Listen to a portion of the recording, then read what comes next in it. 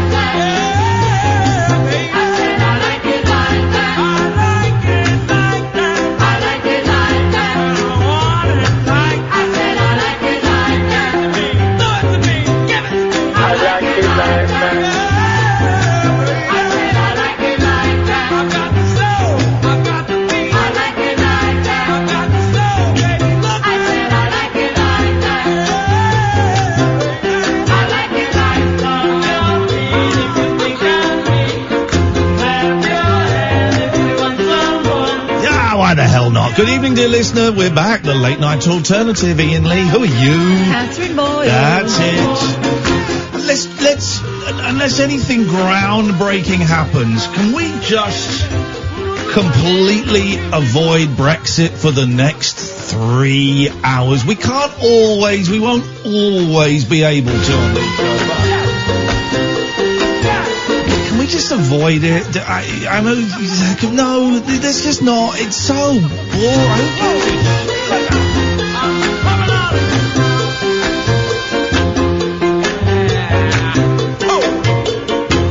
You're looking good. And instead of a Rottweiler after us at 1 o'clock, we've got a lapdog. We've got Daryl's back, which is good. I mean, you know, it's just a more relaxing listen at 1 o'clock. You know. I like it. It's not two angry right-wingers stroking each other off, which is... Who cares? 0344 499 1000 is the telephone number. We are a Brexit-free zone for the next 3 hours. Unless something amazing happens, which hasn't happened in the last 4 years of this nonsense. So I think we're going to be all right. My epiglottis is huge. Is it the epiglottis? That's the punch bag at the back of your throat. I can see it from here. It's huge. This is no word of a lie. If I cough, I can make it flop up onto my tongue. That's a true story. What the hell is that, man?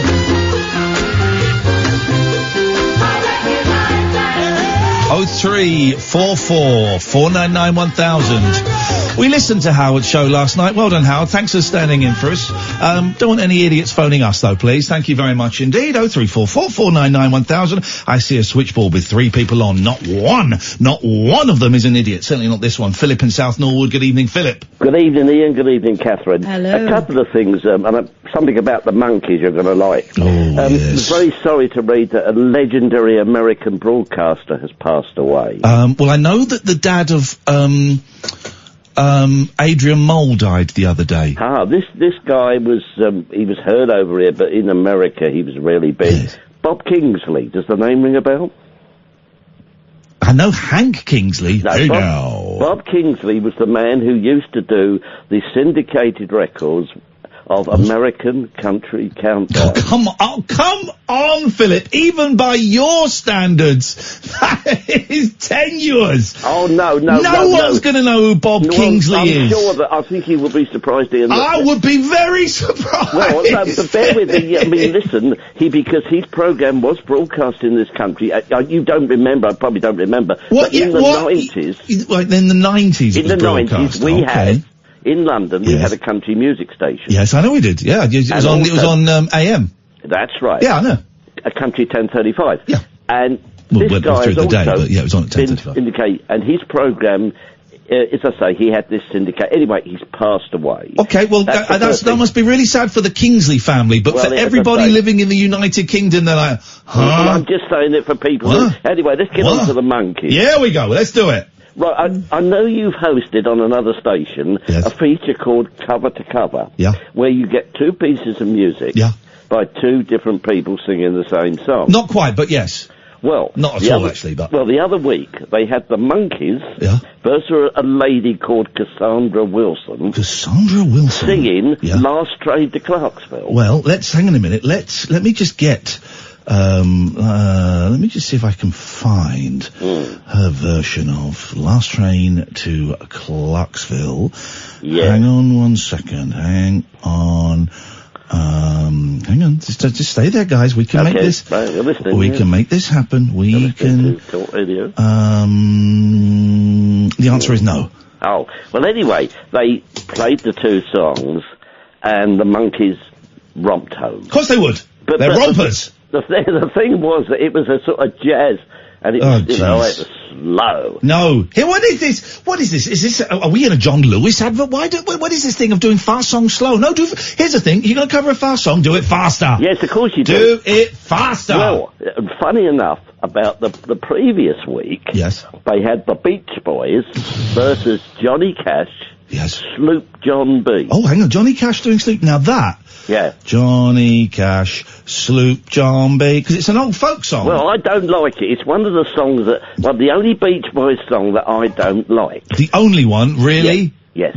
Oh, really? You not heard Johnny Carson? Johnny Carson? They did a song called Johnny Carson. I've never heard that one. What about the chat show host? No, about the other Johnny Carson. Here we go.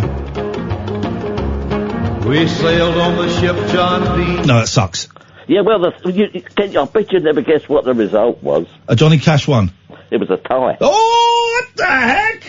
Yeah, that's what I thought. But anyway, I just thought you'd be interested in the about the Monkeys. Always. Thank you. 0344 499 1000 is the telephone number if you want to give us a call. Catherine? Yeah? Did you enjoy that call about the Monkeys? I like Philip's calls, but it's a slow start to the show. Let's see if Stuart can pick up the pace. Good evening, Stuart. I like it like that. I like it like that. Ian. So, Stuart, is your phone made out of soggy cardboard? Oh. Can you hear me any better? Yes, you know we can. And why is that? I don't know. Just this bloody... Now we can't. Now we hear you worse. What are you doing with your phone, Stu? Oh, no. Hold on. He's going to take it off speakerphone. Mm-hmm. Oh. Hello? Take it out of his jacksie. What is going on? Can you hear me? Hello? Hello? Can you hear me? Vaguely. Get to the point, Stuart. Big bad Stu. Can you hear me? Get to the point! Did you used to call someone the withheld caller guy? What is going on with it? Why is each time his phone call, the quality is getting worse and worse? This is like the bootleg videos I used to get of films in the 80s. Pirate videos, I believe they were called. Can you hear me? Hardly, Stuart, so please just get to the point, because it's the worst line I've ever had. Do you know someone called the withheld caller guy who used to call? Yeah. Yeah, well, I just followed you on Twitter. Give him a shout. Jesus Christ. I mean, I really thought we were going to get something there, and we didn't. Well, we got something. Yes, Susan? Good evening, Ian. Good evening, Kath. This is the crappiest start to the show we've ever had. Right. This is the worst start to the show we've ever had. So one is a kind of esoteric showbiz, one is muffled Twitter shout-outs, and one is someone else chomping on something while she's talking to us. Where's the manners? I'm tempted to do Brexit. Honestly, if this is the best we get, right, this is the best we get, they deserve Brexit. I've got an idea. What? Boris Johnson has done what everyone said was impossible. He has done what everyone said was impossible. He's got a deal with Europe. Do you remember when he was campaigning to be Prime Minister?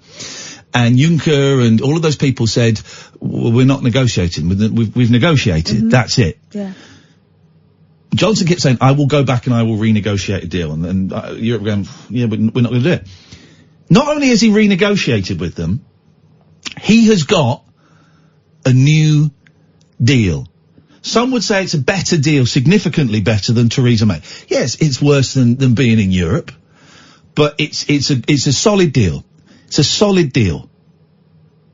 What are your thoughts on Boris Johnson's deal with Europe? 0344 499 1000. I'm only doing Brexit calls. What? No, come on. I'm only doing Brexit calls. I don't want to talk to these idiots we got lined up. What are your thoughts on Boris Johnson's Brexit deal? It's a great deal. Let's go to the phones. Alan, what are your thoughts on Boris's deal? The best deal ever done in British government history. He's done it. Bojo has played a blinder. But Labour's going to put a spun on the works. Who is? The Labour Party. The anti-Semitic Marxist Party. Well, Jeremy Corbyn said he said it was the worst deal, but Theresa May's deal. Here's the thing, Alan, right? Europe have said they will not give us another extension, right? So, if the MPs on Saturday vote this down, then we're leaving without a deal. Which is what the country didn't want. Well, no, it's what some of the country do want. But the majority wanted a deal, and the minority wanted no deal. This is worse than Zoe Tate dying in Emmerdale. Oh, she did pass away, didn't she? Yes, she did. She did. She passed away. It was either yesterday or the day before. That was really Last sad. month, but they only released it today. Did they? Well, I heard it yesterday. Well, it was in the papers this morning. Sad. Yeah, I liked her. She was good. She was very poorly for a long time. First lesbian character. Yep. Oh no, it's a shame. She was really good. But that's not the point, Alan. Let's do it. Let's draw a poll, right? You're the MP. Here we go. What are you the MP for, Alan? You can be an MP for somewhere. Birmingham Edgbaston. Okay, so the MP. We're going to find out if this is going to pass or not. The MP for Birmingham. Birmingham Edgbaston. Birmingham Edgbaston. Are you voting yes for this deal or no for this deal? I'm voting yes. Voting yes. It's a yes for the deal. Do you have any idea what the deal is?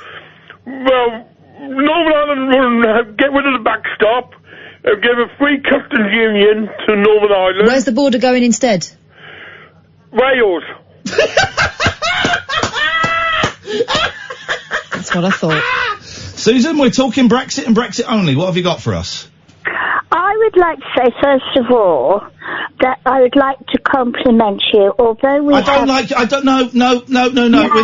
not doing that. No. Brexit. What do you think of the deal? Okay. Well, I'd just like to say that although we have Susan, I don't want to hear any of the weird, creepy stuff you've got to say, because I don't enjoy it. It makes my skin crawl. But Brexit, this deal that Johnson's got that people didn't think he would get. What do you think? Are you for or against? I think that he's very clever and we'll give him a chance. Beautiful. There we go. Susan's giving him a chance. Thank you, Susan. Please don't call back again this week. Let's go to Michael. Good evening, Michael. Good evening, Ian. How are you tonight? I'm fine. Are you anywhere near the phone? I am, yes. Can you turn Michael's volume up, please, Michael? Okay, let me just try that now. There we go. That's it. Beautiful. Is that better? That's much better, Michael. Thank you. Anyway, how are you getting tonight? How am I what? Getting? How are you getting on? I'm getting on very, very well. We've decided we're going to do a Brexit show. Well, I rang in because I thought Brexit is the best thing that ever happened to the UK. And whereabouts are you from, Michael? Hello? Can I hear Catherine in the background there? I'm not in the background. I'm very much in the foreground. And where are you from, Michael? Oh, God love you, my child. How are you? Are you all right? I love you, my child. How are you? How are you, Catherine? Yeah. Having a bit of difficulty placing your accent. Whereabouts are you from, Michael? I'm from County Cork. Oh. Have you ever been there, Ian? It sounds like Mrs. Doubtfire. Doesn't sound like Cork, does it? Wait a minute. Sounds like County Cack. What are you talking about? What are you talking Well, I couldn't rightly say. Well, I thought I'd ring in about Brexit. Okay, go on then. Tell us about Brexit. Well, don't you think that it's the best thing that's ever happened to the UK? I struggle to see why it's the best thing, Michael. Talk to me about it. Hang on, just a minute.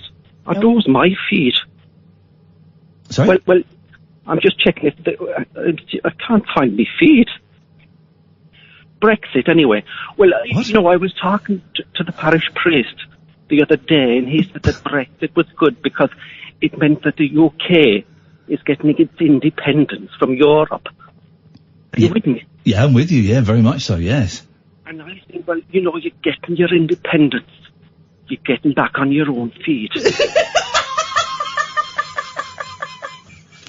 What are you laughing at? Because suddenly it's all clear to me. I hadn't considered this, but we are getting back on our own feet. Of course, yeah. So you've been restrained for how many years now? For about, what is it now? 1972 you started, didn't you? What are you laughing at there? Oh, Michael, thank you so much. Oh, yes! I knew a Brexit show would work. God. Let's go to Dan. Good evening, Big Dan. Well, I'm not that... Well, actually, I am that big. I'm 20 stone, aren't I? Oh, dear. I wanted to talk about Brexit. So can I... do I have to put a Brexit caller voice on? No. You kind of are, in that it's slightly monotone and dull. Yes. Excellent. Wait a minute. I think the phrase is, Boris is a legend. Yep. He's been Prime Minister for just about 2 months, and he's not won a single vote in Parliament. But the first vote he's about to win is going to be the one, the daddy. Probably can't say that these days. The daddy of all votes. He's going to win it. Well, I don't know though, because he's managed to bring back a deal which is basically what Theresa May had 18 months ago. Significantly different. That he said a responsible Conservative could never vote for. Significantly different. That's gameplay. It is, isn't it? Because he's got the top job. He's a bit embarrassed because things happening. But yeah, I think he might. Why is he embarrassed? Why is he embarrassed? He's right. The unrelated stuff. What? That he knobbed loads of fit birds? Yeah. He's not embarrassed about that. He's loving it. Catherine? Knobbed loads of fit birds. What's happening to you? Are you sure it's just your epiglottis that's swollen? I'm really keen to get on Sky's The Pledge. Aha! Right? Now, I've never heard Sky's The Pledge, but I've seen it on in the background. Yeah, it looks angry. And I imagine this is what Nick Ferrari, June Sarpong, Majid Nawaz and et al. Are talking like. Mm-hmm. So I'm using this as my audition tape for Sky's The Pledge. Okay. Less the pledge, more Mr. Sheen. Thank you very much indeed, Dan. There we go. 0344 499 1000. This is it. Brexit only on Talk Radio. It's electric. It's eclectic. It's always rule-free. It's the late-night alternative with that man, Iain Lee. on Talk Radio. Brexit. We're doing it. We're going in, Kath. The start of the show was awful, right? It's awful. And I'm tired of being... I'm tired of being the lesson, no Brexit. Let's just give in. Let's just lie back and let it wash over us. Brexit calls only. Let's go to David's called in. Good evening, David. Hello, Mr. Speaker. Order! Order! Well, I want to have a full-blown debate with one of your callers about Brexit, and you could be Mr. Speaker. Okay, then say hello to Peter. Right. No. I will not have this. Not my hero, my legend, the man himself, Iain Lee, the seductress, my fetish, Catherine Boyle. poisoned by Brexit. I'm not having it. Goodbye. But he hung up, David, so I think... Leave means leave. All right, David, he hung up there. That was easy. This is the problem with some of these debates. Let's, David, say hello to Daniel. Right. Hello? Yeah. Yes. Yes? What? Daniel? I'll have a landline phone next week. Mr. Speaker, I do not know what this guy's talking about. Order! Order! Mr. Daniel!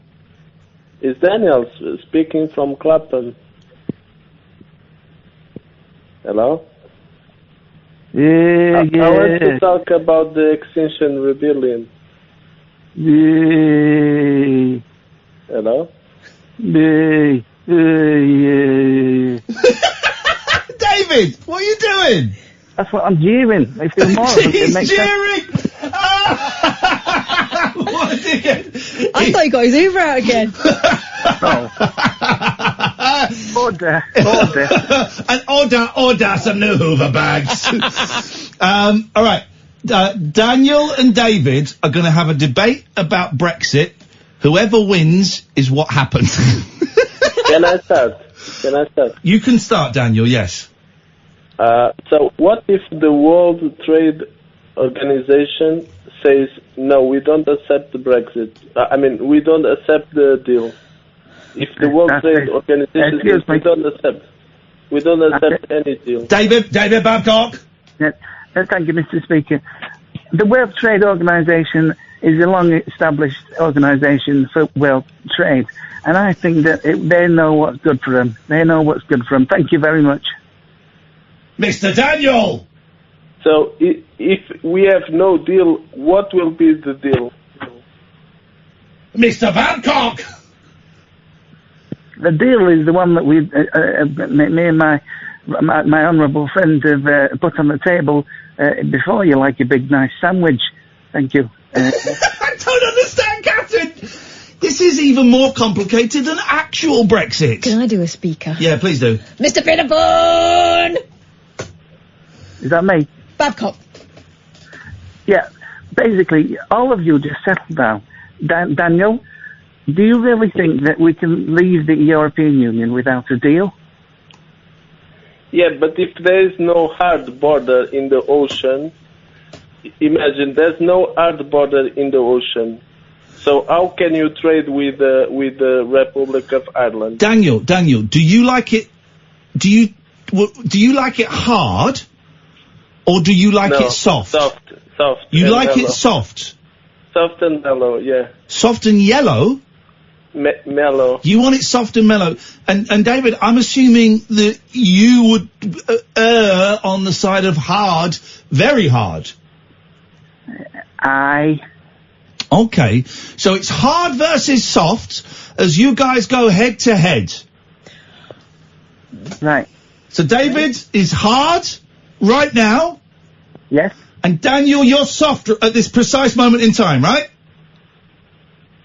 Yes. Okay. So the hard border can be in the ocean. Okay. So David, you're hard. Are you going to get it wet?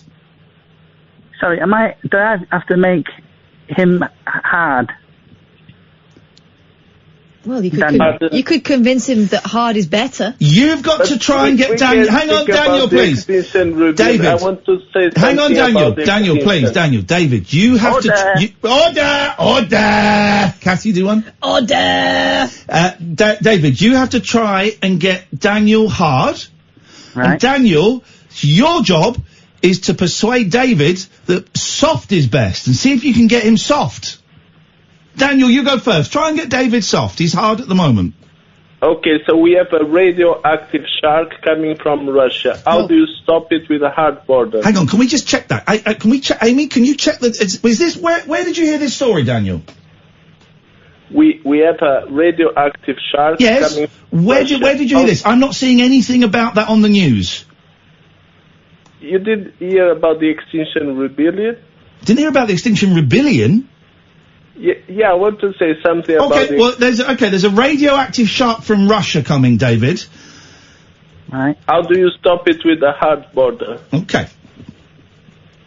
Mr. Speaker, I think that my rights are... Answer the question! He doesn't do that. Answer the question! Right, my right honourable friend is speaking absolute bullshit. There's no radioactive shards coming from Russia or anywhere else in the world. And a hard border would stop it because it's hard. Bollocks! No, excuse me. Or objection. Well, that's not... Overruled! No, we're confused. Daniel, I will need to make you hard, right? You mean a bioactive submarine? I want to lick you up and down till you say stop. I want to say something about the Extinction Rebellion.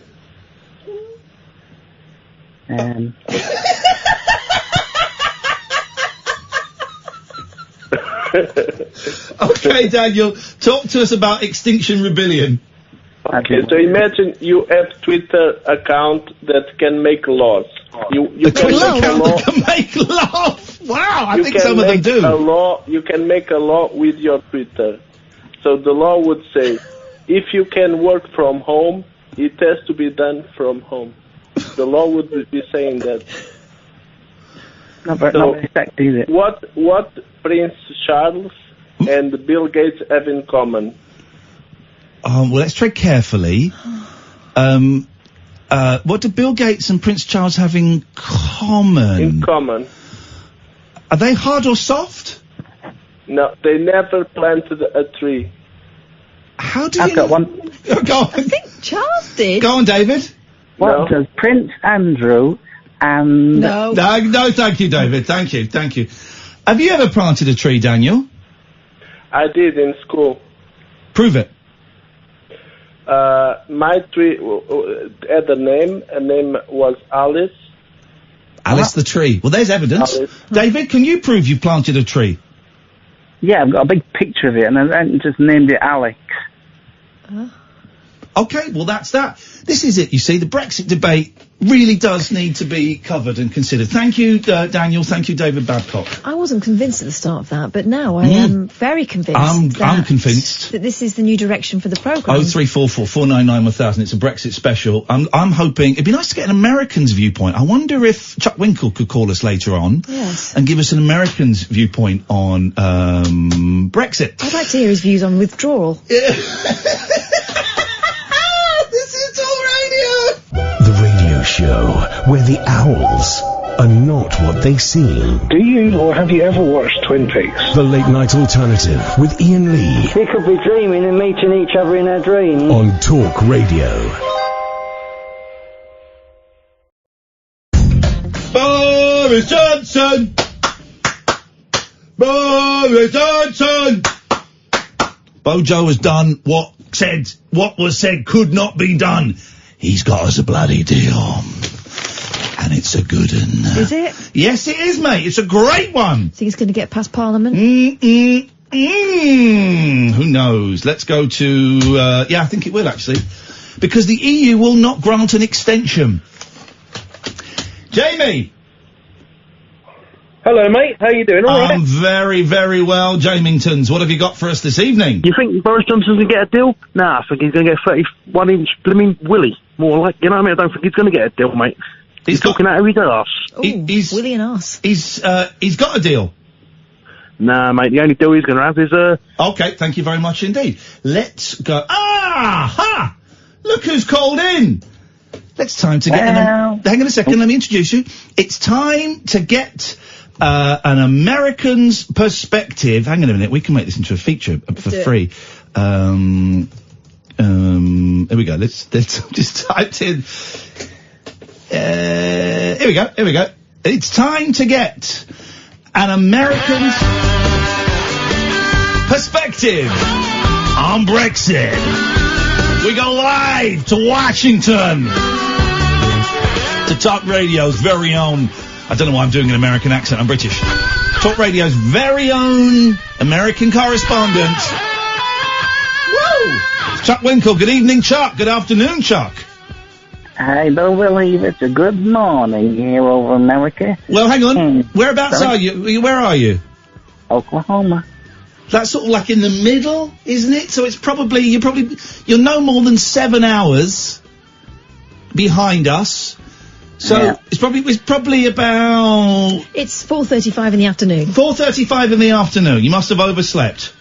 It's the first time I've been able to talk to you so far, so I thought I'd start with good morning. Oh, I suppose so. I'll take that. Good morning to you, Chuck. What are the Americans making of Brexit over there in America?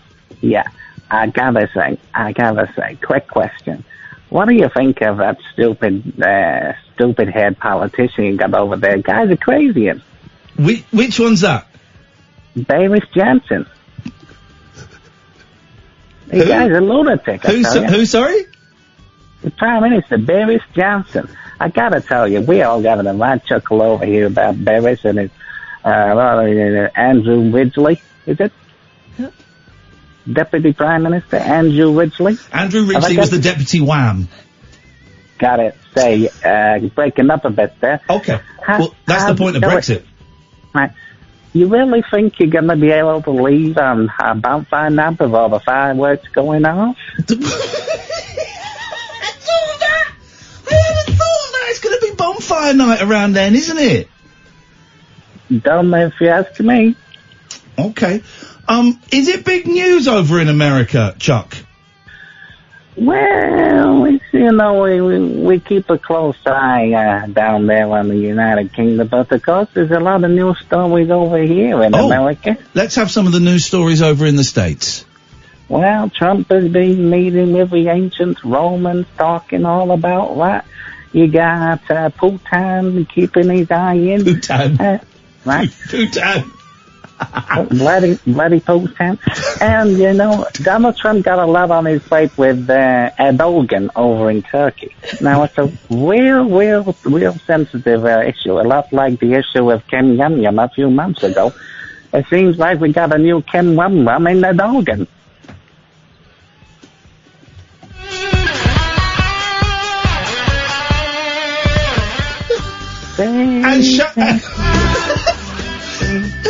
And showbiz news, Chuck. What's happening in the world of US showbiz? Well, Beyonce Knowles has got a new baby. She's gonna call it Nick, and also Nick Knowles. Okay, yeah. In movie news, Avatar 2's coming out soon. That'll be a right treat. Okay. Thank you, Chuck Winkle, our correspondent, live from the United States of America on this, the very first TLNA Brexit special. Music just ended there. I'm not quite sure what happened. Brian Bloody May.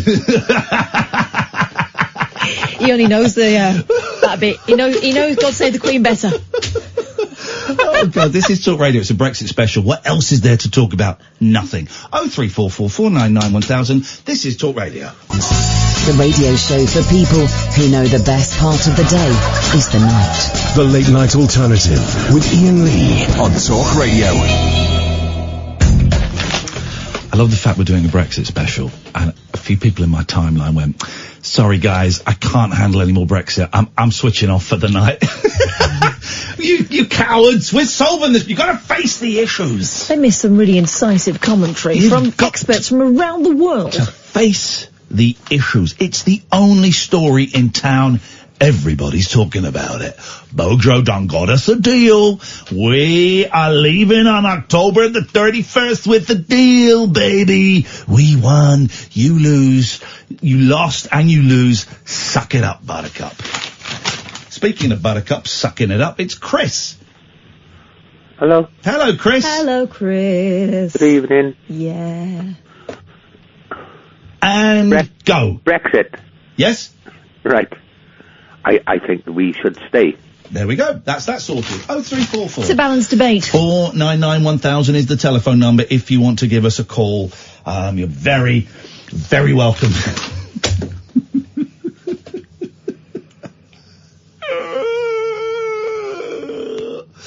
What you got for us, Boyley? Oh, so many stories. We haven't really done any. So we weren't in last night. We bunked off. We had a night out. We went and saw Mark Lewison at the High Wycombe Swan doing a very, very geeky lecture about the Beatles. It was fab. It was dead good. And what was great is during the interval, DMing Paul McCartney's brother, Mike. So it was wonderful. Anyway, what have you got? Dog fishing. Oh. Bird of cat fishing. Dog fishing. Okay, is this like magnet fishing? No. But you dangle dogs in a canal? You do dangle dogs, but it's got nothing to do with canals. Yeah. You have probably been the victim of dog fishing on many occasions, but now it has an official name. Dating apps are awash with potential pitfalls as you attempt to wade through a bog of disappointment with the hope of making it to the green grass of love on the other side, says someone rather too elaborately in the Daily Mirror. Yep. In the early days, it felt like the only deception to be feared was encountering a catfish, shot to fame when MTV's Neve Schulman. It's spelt Neve, but it's Neve, isn't it? No, I would say Neve as a short for... It's Neve because you asked. Oh, sorry. You did ask me, and then you rode roughshod over me. I would say, to answer your question that you asked me, thank you so much for taking a pause and a breath to allow me to answer. I would say Neve, short for Neville. Yeah, it's not. It's Neve, short for Yaniv. There's no such name as Yaniv. Yanni would be short for Yaniv. It's an Israeli name. Yeah, Yanni, the keyboardist. The exotic, erotic keyboardist. Neve Schulman turned detective to break the news to heartbroken online daters that they weren't actually being chatted up by the rapper Lil Bow Wow. Uh-oh. It was at that, I remember seeing that one, it was a woman. Mm-hmm. Since those innocent early days, things have gradually got worse and worse. Now there's terms like paper clipping. Do you know what paper clipping means? Okay, paper clipping is when you unfurl a bit of metal to try and poke a reset button on a clock or something. So how could that apply to online dating? You're resetting, you're putting the finger up a bum. Yeah. No. Oh. It's coming from that annoying paperclip which used to pop up in the early versions of Microsoft Word. I think you mean this. Yeah. To describe people who return unannounced and unwanted. Generally irritating. Gatsbying. What's Gatsbying? Great Gatsby. Jude Law. It's when you meet Jude Law on Grindr. It's when I have done. It's when someone uses a date solely to pose a picture to social media to make someone else jealous. Pose. Ooh, you said pose. I know. I thought I could get away with it, but then I remembered Not on this show you can't. Not on this show you can't. Post a picture to social media to make someone else jealous. The list is endless, old sport. But perhaps the most frustrating of it all, dog fishing. What do you think that could be? I have no idea, but I know that this story would be so much better if we had some bongos in the background. So you carry on. Doggy bongos. Doggy bongos. I'm going to introduce some bongos. Are you going to play them live? Yeah, sure. Why the hell not? Get them out then. I think I'm going to. Hang on. Here we go. I think this is me playing them live. Nope, that's the cello. Hang on. Here we go. No.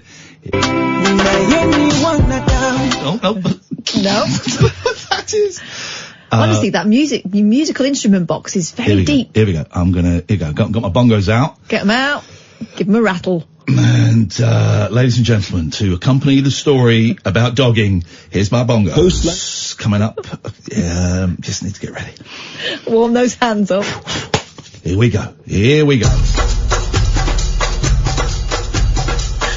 this bongos?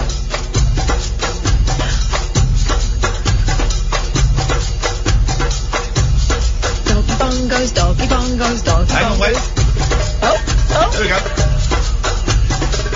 There we go. Careful. Little break. You ready? 1, 2, 3, bongo.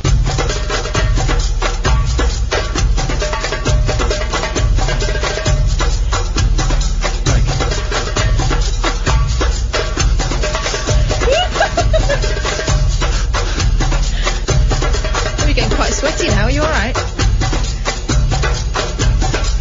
2, 3, bongo.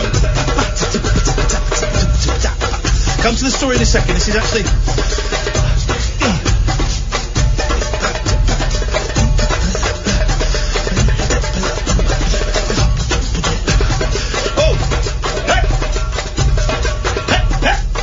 It's surprisingly good at that. 3, bongo. Take it down, take it down, take it down. Take it down, take it down. Here we go. Gonna show you how to bongo now. Go! Okay, in a second. remind me of? Go on. That shovel off the MP pub. Oh, thank you. Yeah! Woo! This is going out to Shovel and all the bongists out there. Big up the bongo player. Often overlooked in the band. Bongo crazy! I wish you all a very bongo Brexit!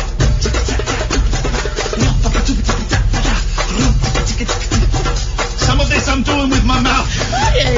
I'll play softer while you do the story. I'll play softer. Can you breathe softer? Can't, it's hard work. Do the story. I can't do it over the panting.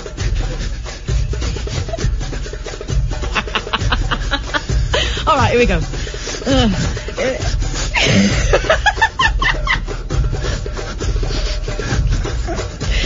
It's been happening. Oh! They should do this on the news, shouldn't they? It's been Got ya. I got ya. It's been happening on dating apps for years. It's probably happened to you on multiple occasions, but now it seems to have gained an official name. 1, 2, 3, bongo. If you're using dating apps, you may be well aware of the worst kept secret in the game. Dogs equal dates. So when you come across that person who catches your eye and they've got their arm wrapped around a golden retriever called Cooper, stop! You feel like you've hit the jackpot. But what if it's a lie? 1, 2, 3, bongo! Your days, weeks, or sometimes even months of overly calculated messages constructed you to get you in a position to pet that dog are replaced by the cold reality that Cooper will not be joining you on the date.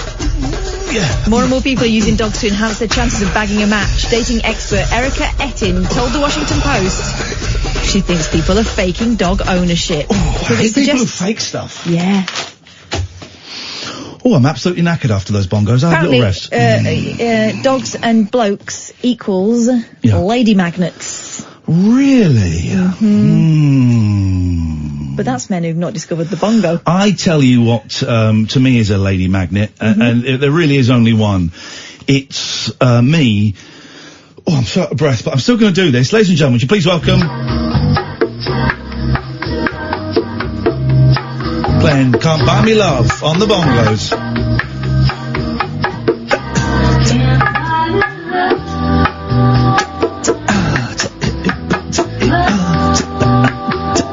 Bongos sound a bit rum.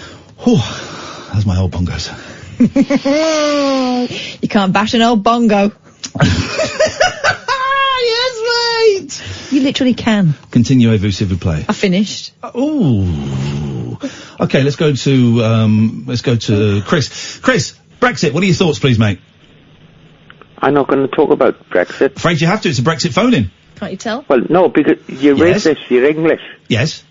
You pick on the Welsh. Yes. It's terrible. Yes. Right. What's your point? Well, it's a Brexit phone-in. It's a Brexit phone-in. Pardon? It's a Brexit phone-in. A bronin. A bone-in. I was going to ask... Are you going to ask about Brexit? I can if you want me to. Yeah, well, it's a Brexit phone-in, mate. A bronin. Right. Well... I want to get a bone-in. No, you can't wind me up like you do it with the callers. Okay, well, if I can't... Hang on a minute. If I can't wind you up... Maybe maybe my bongos can.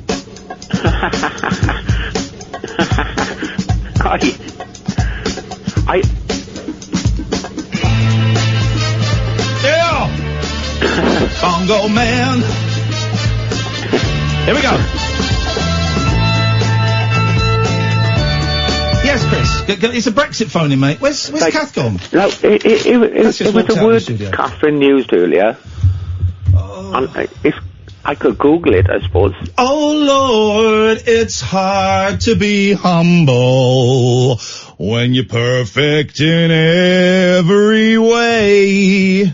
I think she said aesthetical. What does that word mean? I don't know, Chris. I really don't know, and I don't care. Well, you're a bit of a dopey git, aren't you? Yeah, I am. Sorry for being rude. I do apologize. I am a little bit. No, you're not. Bloody hell. I am a little bit. I do apologise, sorry. I shouldn't have said that. I'm a little bit. You? Yeah. All right. Well, we all say wrong words now and again, don't we? Yeah. So I can't work out that... Was it hysterical? I've got no idea! Come on, I help don't me. know what I don't know to which you refer. Well, she picked up on somebody called this person, and I don't understand what. Chris, I don't understand what you're talking about. Let's talk. How are you feeling, Chris? I'm fine. Okay. I'm always fine. Okay. Oh, I've had the police round here. You've had the police round here? What round here? What for? Oh, I went a bit nuts. What do you mean? Hang on a minute. We've gone from you're fine, you're always fine, to you've had the coppers round because you went a bit nuts. What happened, man? I don't know. I just go a bit nuts now and again. Violent?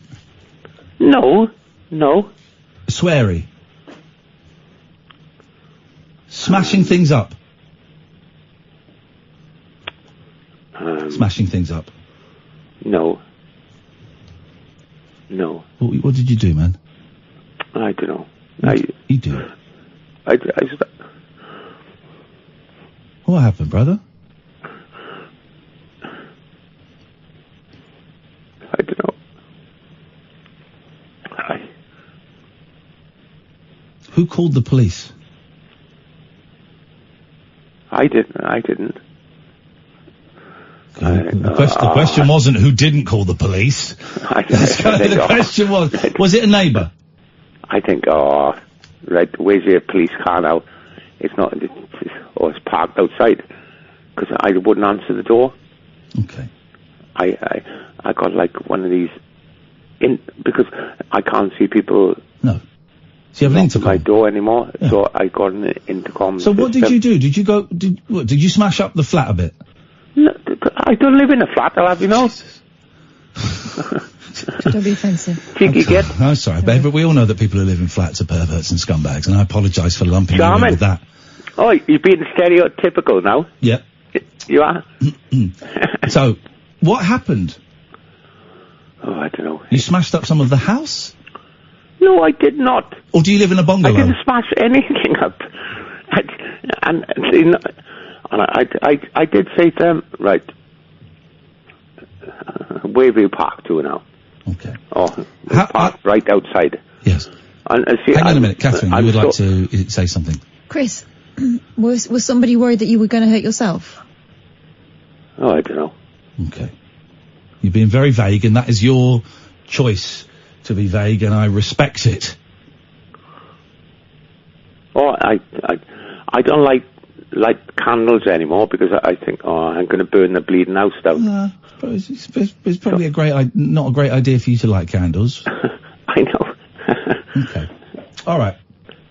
But I like listening to you both, and I still can't understand that word. I'm going to Google it. You Google it, Chris. Thank you very much indeed. There you go, you see. Thank you, Chris. I knew there was something there. Yeah. Knew there was something there. Who are we talking to? Oh, we're going to have Imani on tonight, but she's not feeling very well. She's feeling a little bit, it's just I think I can say, I don't think this is in confidence, it's a mental health thing. She's just struggling a little bit. She just realised as well that she's got terrible phone signal in her apartment. She says, she was panicking about it, sent this email saying, I've got terrible phone signal, and what do you want to do? And I know Marnie quite well, I went, everyone, let's just cool out. If we don't do it tonight, that's fine. And she said that she was struggling a little bit and just feeling a little bit mentally under the weather. So she's going for a steam, I think. I think she's going to go and do some exercise. And I said, look, forget it this week. If you're stressed about stuff, allow us to take this one stress away from you. We want you to come on and chat about your new album. We want you to enjoy it. So that's gone. I'm off next week. let's do something the week after, and maybe we can pre-record it. Maybe we'll sort something out. So she's not coming on, but we have got someone coming on at 11, haven't we? Donnie Hays. Who? That name rings a bell. If you were listening at the end of the show on Tuesday, you will have heard us do a love bomb and find a farmer in America in his tractor. Yeah, he was great. Who streams for company, I think, more than anything else. Yeah. And we got chatting to him, unfortunately a little bit close to the end of the show, but we thought we'll get a bit more time with him. I've got his phone number. Yeah, we're going to give him a call. It was a really nice end of the show if you missed it on Tuesday. I thoroughly recommend going. Mondays and Tuesdays shows were great, better than this rubbish. 0344 499 1000. I think we've solved Brexit now, so you can call in about absolutely anything you want. Let's get the good ship, nice vibe, sailing again, shall we? The late night alternative, almost every weekday from 10 with Iain Lee and Catherine Boyle, only on Talk Radio. The late night alternative with Iain Lee on Talk Radio. We have ways of making you talk.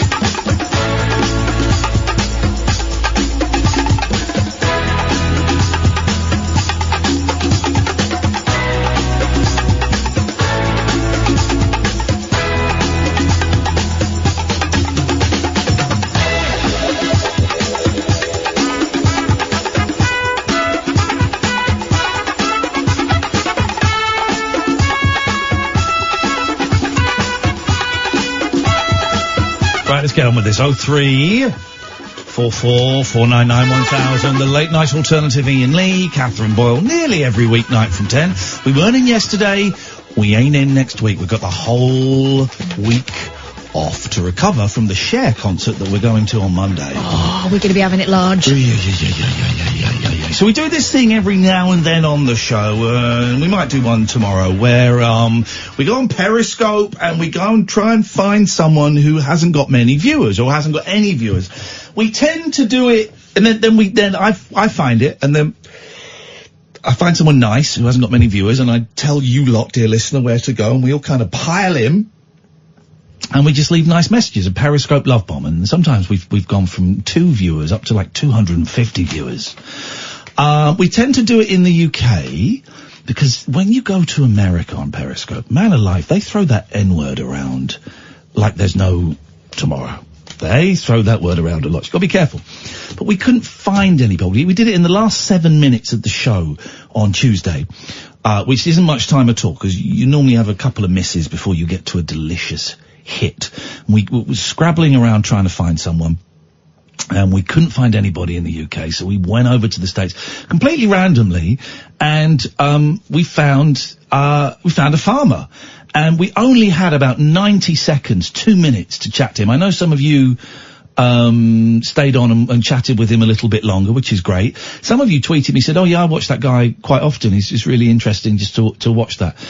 But we felt a bit bad, didn't we, Catherine? Yeah, he seemed like such a nice bloke. Yeah. And it was such a kind of relaxing stream that he was doing. Yeah. The sun was setting, it looked beautiful. Yeah. So I thought we'd get him back on. We got him on, ladies and gentlemen, Donnie Hays. Good evening, Donnie. What's going on, Ian? Hey, man, how you doing?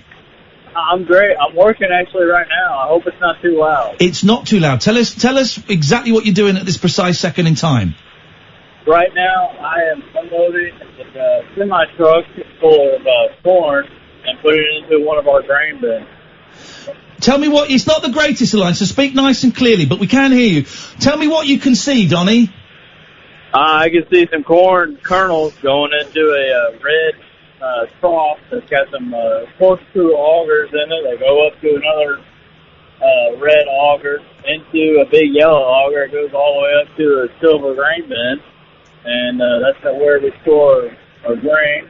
I don't know if you can hear it in the background, but I got some dryers, some fans running, and that helps dry the grain down to the moisture that we want it at to sell it, and so that it either we can sell it at that moisture, or so it doesn't rot in the grain bin. Go on, Kath.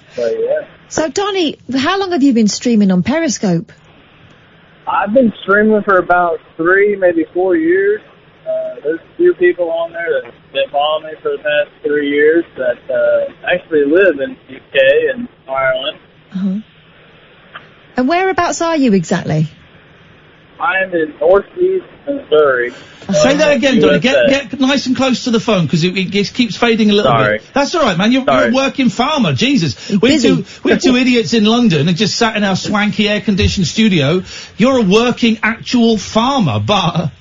So where exactly are you, Donnie? I am in northeast Missouri, USA. Beautiful, man. And that farm has been in your family for generations, right? Oh, yeah. Yeah. It's been in my family for ages. I mean, you go back far enough, everybody in the United States is farming.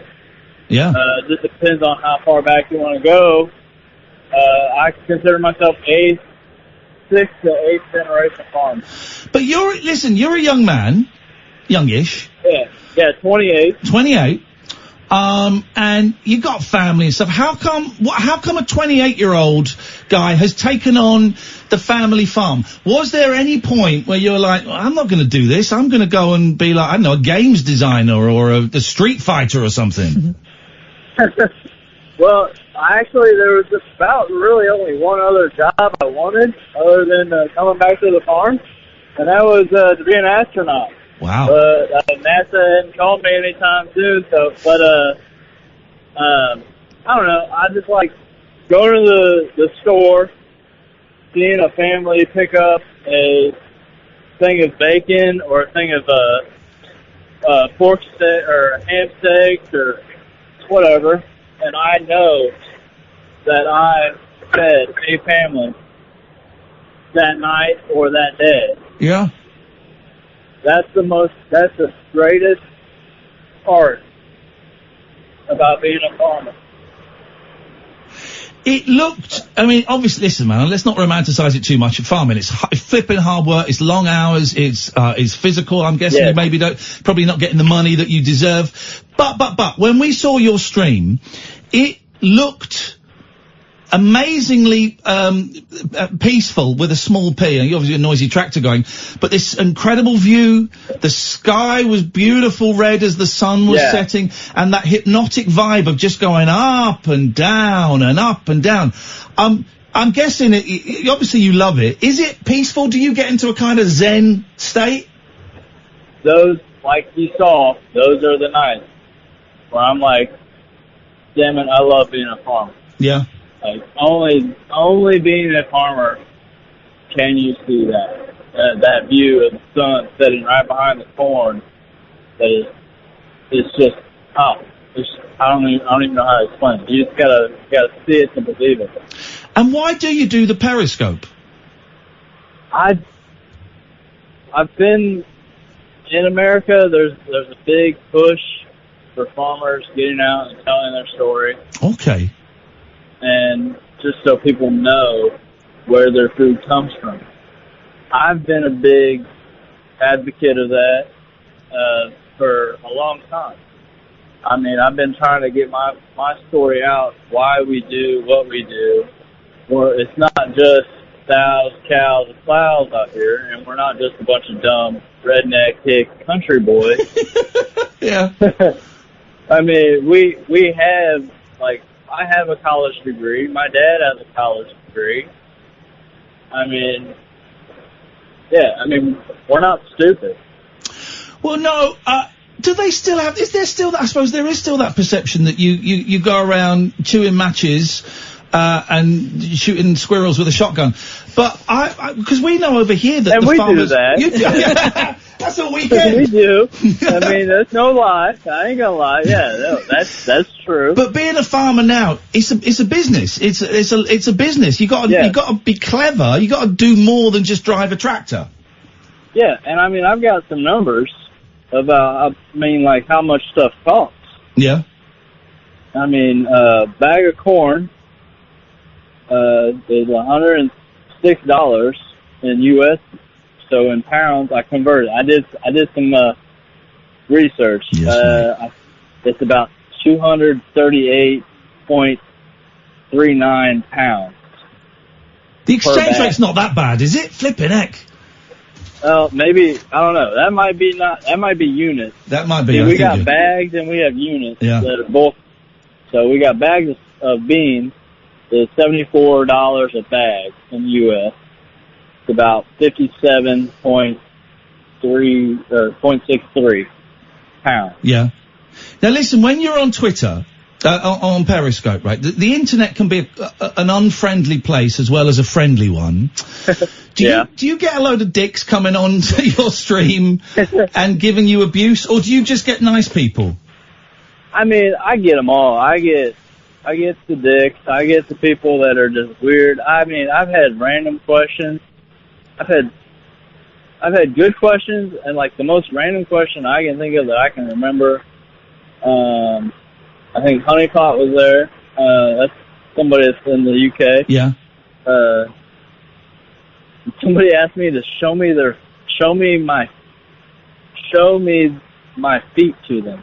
Oh, show my feet to them. I was like, farmer's feet. They're like a hard-working man's feet. Farmer's I was like, I got boots on right now, so you can't really see them, but there you go. There's the feet. So you made someone's day. Someone shot their load. But, what do you get? Because let's say you're a good-looking young man. You're a fit young man. Do you get, lonely, middle-aged women coming on looking for a little bit of eye candy? Well, I don't know about how old they are, but I get people come on and say, "Hey, you're a good-looking guy," or guys and gals that come on and say, "You're a good-looking guy." It's like, I appreciate it. Hey, I mean, I'm not gonna leave my wife. Well, I'm just looking at a picture of your wife Ashley on your Twitter. Yeah. You're not leaving Ashley. She's a beautiful woman. No, she honestly, it's very cliche, but she completes me. But oh man. No, I get the compliments a lot sometimes, most of the time, and I appreciate it. I take it, and I go on. And what does Ashley do? Does Ashley work? She does. She is a loan processor at a local bank here in our small town. Okay, all right. It sounds like you're living the dream, man. You guys are happy, aren't you? You sound happy. Well, to be honest, you talk about the American dream. Back in the 70s, the American dream was having 2 cars, a white picket fence, and a dog, and 2 kids. I actually have a white fence around my backyard, a house. I have 2 cars. I have my truck and her Tahoe, and I have 2 kids and a dog. Beautiful. So, I guess I am living the American dream. Donnie, it's so nice to talk to you. I'm so glad that we kind of stumbled onto you on Tuesday. I'm following you on there now, so I'm going to come and see you again. Hey. I'm going to tweet your Periscope and your Twitter. If anyone wants to go and check him out, periscope.tv/Donnie, and it's DONNIEL Hays, Hays. Periscope.tv/Donnie L. That's Hays. me. Nice one, man. Keep in touch, Donnie. Hey, yeah, anytime you got any farmer questions, you can just call me. I can find them. I can look it up. Dude, I'll find out the right answer. Dude, as well, if we last year we came over to New York and did the show from there. We're looking at next year coming over at some point. Who knows? Maybe we'll come near Missouri. You can cook us some homegrown food, and maybe we can meet the kids. Yeah, sounds good. Nice one, man. Keep in touch, Donnie. Thank you, mate. We'll see you. Thank you. Appreciate it. What a nice guy. Donnie L. Hays, and it's Donnie, DONNIE, letter L, HAYS. What a nice guy. Honestly, go and check out his stream, man. because it's just stunning. This amazing scenery. This is where we're living in the 21st century. 27-year-old farmer in Missouri can be bored on his, driving his tractor up and down, and with his phone he can show us what he's doing, and this silly little show in London can find him and then get him on. So thank you everyone who tweeted me afterwards saying, I'm a big fan of Donnie's. Oh, the switchboard is empty. 0344 499 1000. This is the late night alternative on Talk Radio. Whispering lunar incantations for cross-parents, cross-dressers. Yeah. Did you know this about me? And cross-rail workers. Steel and polycarbonate. The late night alternative with Iain Lee. I've got a very poor internet connection. On Talk Radio. I can feel my throat going a bit. Got a week off though, which is good. So I'm looking at getting another cat. Can you believe it? Spoken to someone, because I'm jealous of you. So I got my girls, my 3 girls, and then I saw a cat on Facebook, some kittens, and I went, yeah, I can help out with those little black kittens that no one wants black kittens. So I was speaking to the RSPCA today. I might be getting a kitten or 2. It's outrageous. A kitten or 2? Well, you keep fluctuating between, I can only have one, but maybe I can have 2. Well, if there's 2 of them, I'm not going to leave one behind. I can't do that. I spoke to an RSPCA woman and she says, right, well, when they're ready, if you'd like to come and meet them and see if you'd like to take any. And I'm thinking, yes. Oh, God, kittens are so amazing. Yes, I mean, 0344 499 1000 is the phone number. It's a slightly up and down show. I'm feeling a little bit queer tonight. I have got this little throaty thing and I'm worried it's, tonsillitis again. I just feel a little something going on that isn't, it's not a sore throat. It's a little bit colder than a sore throat, and that's reminiscent of when I had tonsillitis. I don't want that again. I don't want a week off with tonsillitis. I want a week off lighting my fire and playing video games and streaming and reading and writing and stuff. And looking after my cat. Looking after your cat, that is what is happening. Go on. You know, yesterday we were talking about that weird doomsday story, and you said keep an eye on it. Oh, this was the Dutch story with the people that have been underground for 9 years. Yeah. Men aged between 18 and 25, something like that, with their dad and a weird man. Yes.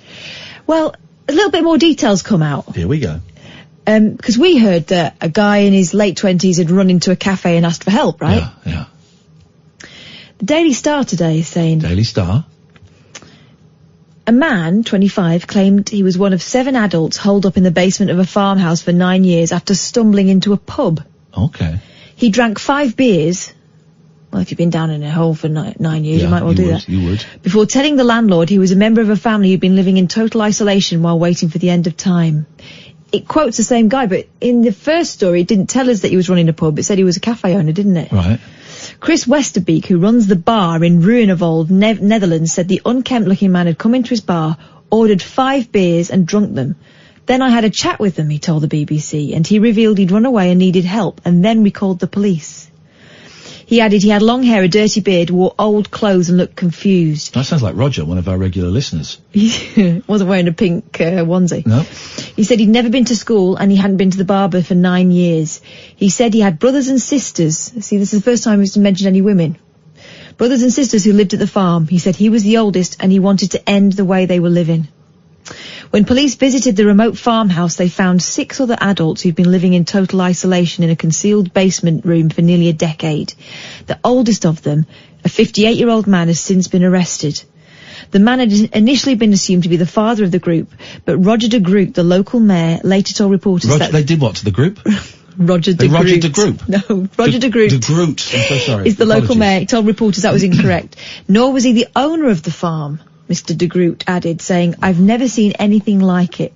Police tweeted about the strange incident, saying yesterday someone reported to us that they were worried about the living conditions of people in a house in Buitenhuizenweg in Ruinewold. We went there. We still have many unanswered questions. The 6 young adults aged 18 to 25 are believed to be all related. Their mother, according to Mr. de Groot, had died some years ago. Locals in Ruinewold had no suspicion the group were there. So this did actually happen, because when you started this off, I thought... It said claim, didn't it? I was getting a whiff of bullshine. No, but It's strange that now it's turned into a bloke walked into a pub and then was talking to the barman. Because when we first heard it yesterday, it was like someone ran for help and the first place they found was his cafe. And before he had 5 pints before he... Yeah. One told Dutch media they'd only ever seen one man on the farm, never any children, although there'd been animals on the ground such as geese and a dog. The local policeman... What a pointless detail. Oh, geese and a dog. Okay, right, fine, yes. Sorry, the local postman... Definitely happened then. ...told Algemeen Dagblad news website that he had never delivered a letter there. It's actually pretty strange now I come to think about it, he said. It's funny, the detail now. Okay, let's keep our eyes on that a bit more. Gosh. Let's go to Neil. Good evening, Neil. Hi, Ian. Hi, Kathy. All right. Hey, Neil, what you got for us? It's a story of moustache prejudice. I'm all about it, brother. Tell me, did you get called a nonce or a porn star? I did, actually. Yeah, you did. If people call me a porn star on Twitter, they get muted. If they call me a nonce, they get blocked. What it was, I haven't got the moustache now. It wasn't through shame, but it was for Movember. Okay. A couple of years ago, I went to quite a well-known water park with my children and my wife. Yes. I was watching them playing in the kids' pool. Yeah. When one of the attendants came up to me and said, "Excuse me, can I ask if you're here with children?" No. Oh, come on. Neil, no. And the thing is, I said, yeah.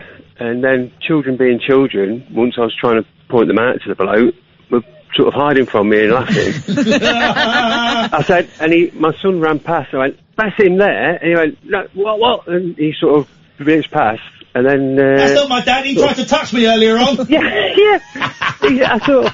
I sort of walked away sort of a bit, sort of angry, but then I said to my wife, sort of explained the story to her. I didn't know whether to be furious or quite impressed that they were quite on blokes hanging around. Did they think you were a paedophile because of the moustache, or were you masturbating in the pool? Not on that occasion, no. No, okay, fine. It was the tash. Yeah. No. I believe it. I've been wanting to phone you about this for a while, but I've got because I sort of listened on the podcast. Yeah. My wife's on a works night out. I thought, you know what, I'm going to phone in. Do it, man. And I've got myself a bit nervous and a bit uptight about ringing in. Oh, no, don't worry. Listen, I've been shaking, waiting to get... It's funny, isn't it? And you've not been waiting that long. Some people wait a lot longer, and it is... I know, I've sort of listened... I'm going to do the old, I've been listening to the show for years and years sort of thing, but... Oh, God, hang on. He's going to get his thingy out. Hang on. Am I going to say it? Say it, go on. Long time listener, first time caller. Beautiful. Well done, beautifully delivered. But yeah, I'm shaking now. It's ever so weird. Oh, man up, snowflake! I know. Man up, Buttercup! But you were saying you were like... you were caught between being offended that they saw the moustache and assumed things, but also then thinking, good that they're saying something. Well, we've got some sort of protocol in place, but then, it was a weird one. It was a really well-known water park as well. What was it, Centre Parks? No. Okay, so don't go to Centre Parks. To a theme park. Okay, begins with an A. What? Ends with towers. God, I'm so thick. Well, Neil, so you don't have the tash anymore? No. Do it. Do you think I should? Yeah, do it. I'm loving mine at the moment. I'm ginger as well, though, Ian. So who cares? Who cares about any of that stuff, man? Confidence. My moustache is pure confidence. Get this, Neil. I bought some silver sequined shoes today. Well, that is confidence. Beautiful. Confidence. Yeah, you're rocking it. Yeah. I got confident. You come and see me at the Rabbit Hole at some point. I'll be wearing the silver sequined. You coming to Birmingham? Hopefully, yeah. Oh, no. Don't say hopefully. I'm coming. Thank you. I'm going to drag my wife. Don't try, do. Thank you. I will. I'm going to do it. Do, man. Do it. It'll be nice. And well done for phoning us tonight. I know it's tough and it's silly, but... I feel I'm still shaking, but I'll get over myself. I bet in about 30 seconds you will laugh and go, well, that went quickly. What was I so nervous about? You'll get a nice little buzz. Yeah. Thank you, Neil. Take care, man. Love the show. Bye-bye. Thank you. Yeah, come and see me in Cinderfella. We're playing. We got some live shows. The tour isn't fully announced yet. It's not fully announced, but next year, Catherine and I are doing the biggest tour we've ever done, going all around the country, right? So we've got December the 14th, Sunday, December the 14th, afternoon show, in London, right? There's about 30 tickets left for that, so you want to get those, okay? Then, and there are more to come, don't forget, more to come. The 8th of March, we are in Cardiff at the Glee Club. It's an afternoon show, 1:30 till 4:30. Now, this is a bit of a punt, because we've never been to Cardiff before, but we've had quite a few people saying, will you not come to Wales? So... We've had so many people say, you've got to come to Wales. So this is it. This is the Wales show, right? If it goes well, we come back and maybe we try somewhere else as well. If it goes badly, we ain't never coming to Wales again. So 8th of March in Cardiff. Then, 26th of April, the show Neil was talking about, we're in Birmingham at the Glee Club. Again, it's another afternoon show. It's, I think these are Sundays. Sunday afternoon, the 26th of April, 1:30 till 4:30. And then, the 14th of June, 2020. Yep. It's the Comedia Brighton. Yep. We'll be there again. Oh, this is an evening one, 7:30 p.m. Now, we've not been to the Comedia before. This is a new venue for us in Brighton. Bit slightly bigger. Not massive, but slightly bigger. Because we keep selling out the Brighton shows. So, tickets for sale there. And the last one we've got in the diary that's definite, or that's got a ticket link, is the 23rd of August. That's Glasgow. That's the Glee Club. It's another afternoon show. We've got Manchester possibly coming tomorrow. That's at the Frog and Bucket. We've got Bath is definitely happening. We're trying to get a show in Luton at the Library Theatre. We've got another London show coming up at some point next year. And I think that might be it. If you want tickets, you want to see them, iainlee.com/event. iainlee.com/event. And everyone that said, oh, you're going to come to Hull? Are you going to come to Leeds? No. We went to Hull, 15 people turned up. They were lovely, we had a great time, but it cost us a fortune. Yeah. So no, these are the venues. We might do a couple more. I've not looked at Liverpool, actually. I'd like to try a small venue in Liverpool, just to see. But this is it. Listen, we do this, not to get rich, not to make money. If we can cover our costs, brilliant. If we can cover our costs and get a few quid for our time, fantastic. But we do it because we're aware that everything is London-centric. The whole media is based in London. The studio is in London. Even though neither Catherine or I live in London anymore, everything is in London. So we want to try and bring, it's not actually this show, but we want to try and bring a show out to you. We'll stick around after every single show. We will shake hands. We will take pictures. Hopefully we're going to have a little bit of merch to sell. We're definitely going to have some vinyl records to sell. We might have some pins and things, T-shirts and posters to sell. So try and come along if you can. And I know they're months away. Really helps us if you can book your tickets in advance, because if we get closer and we haven't sold enough tickets, then we have to cancel the show. And I know it's expensive and money and all of that, but if you can book your tickets early, it helps us, helps the venue. It just kind of shows willing, Yeah, iainlee.com/event, if you want any part of that. 0344 499 1000. This is Talk Radio. Moonlit musings from mums, madams, and meat packers. Oh, never mind, I must have misheard. The Late Night Alternative with Iain Lee. The station's brilliant. On Talk Radio. 0344. What are you doing? Taking my headphones off. Who gave you permission to do that, young lady? I don't want them whistling down the microphone. It was nice having a day off. Really nice having a day off. I'm sleeping so badly at the moment. The last couple of weeks, there's something going on. Let me talk about this for a second, actually. There's something going on with me, right? I don't know what it is, but I'm sleeping really badly. I've got this anxious knot in my stomach.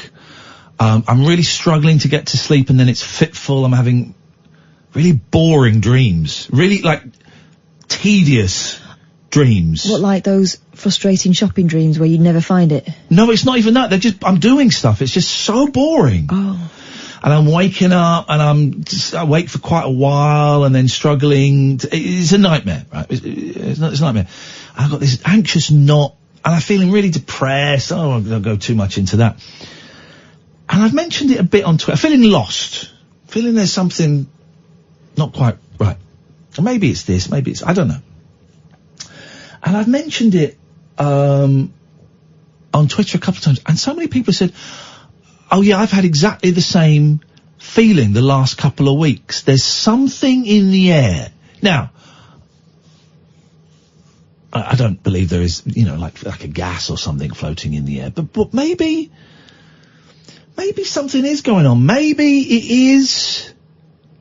We talked about this before a little bit, that I genuinely suspect that a significant number of the population is suffering PTSD because of the whole Brexit thing. Not necessarily because we're leaving, but just because the whole experience is very toxic, very aggressive, very, combative, right? And I really love the fact that Sky have done a pop-up TV channel. Oh, by the way, this is what we should refer to the rabbit holes as. I have to write the blurb for the rabbit hole. Call it a pop-up radio show. Oh, there you go, you see. I always have to write the blurbs for the websites, and I really struggle. It's a live phone-in show recorded in front of it's a pop-up radio show. There you go. But Sky are doing a pop-up news channel where there's no Brexit. There's no Brexit on it.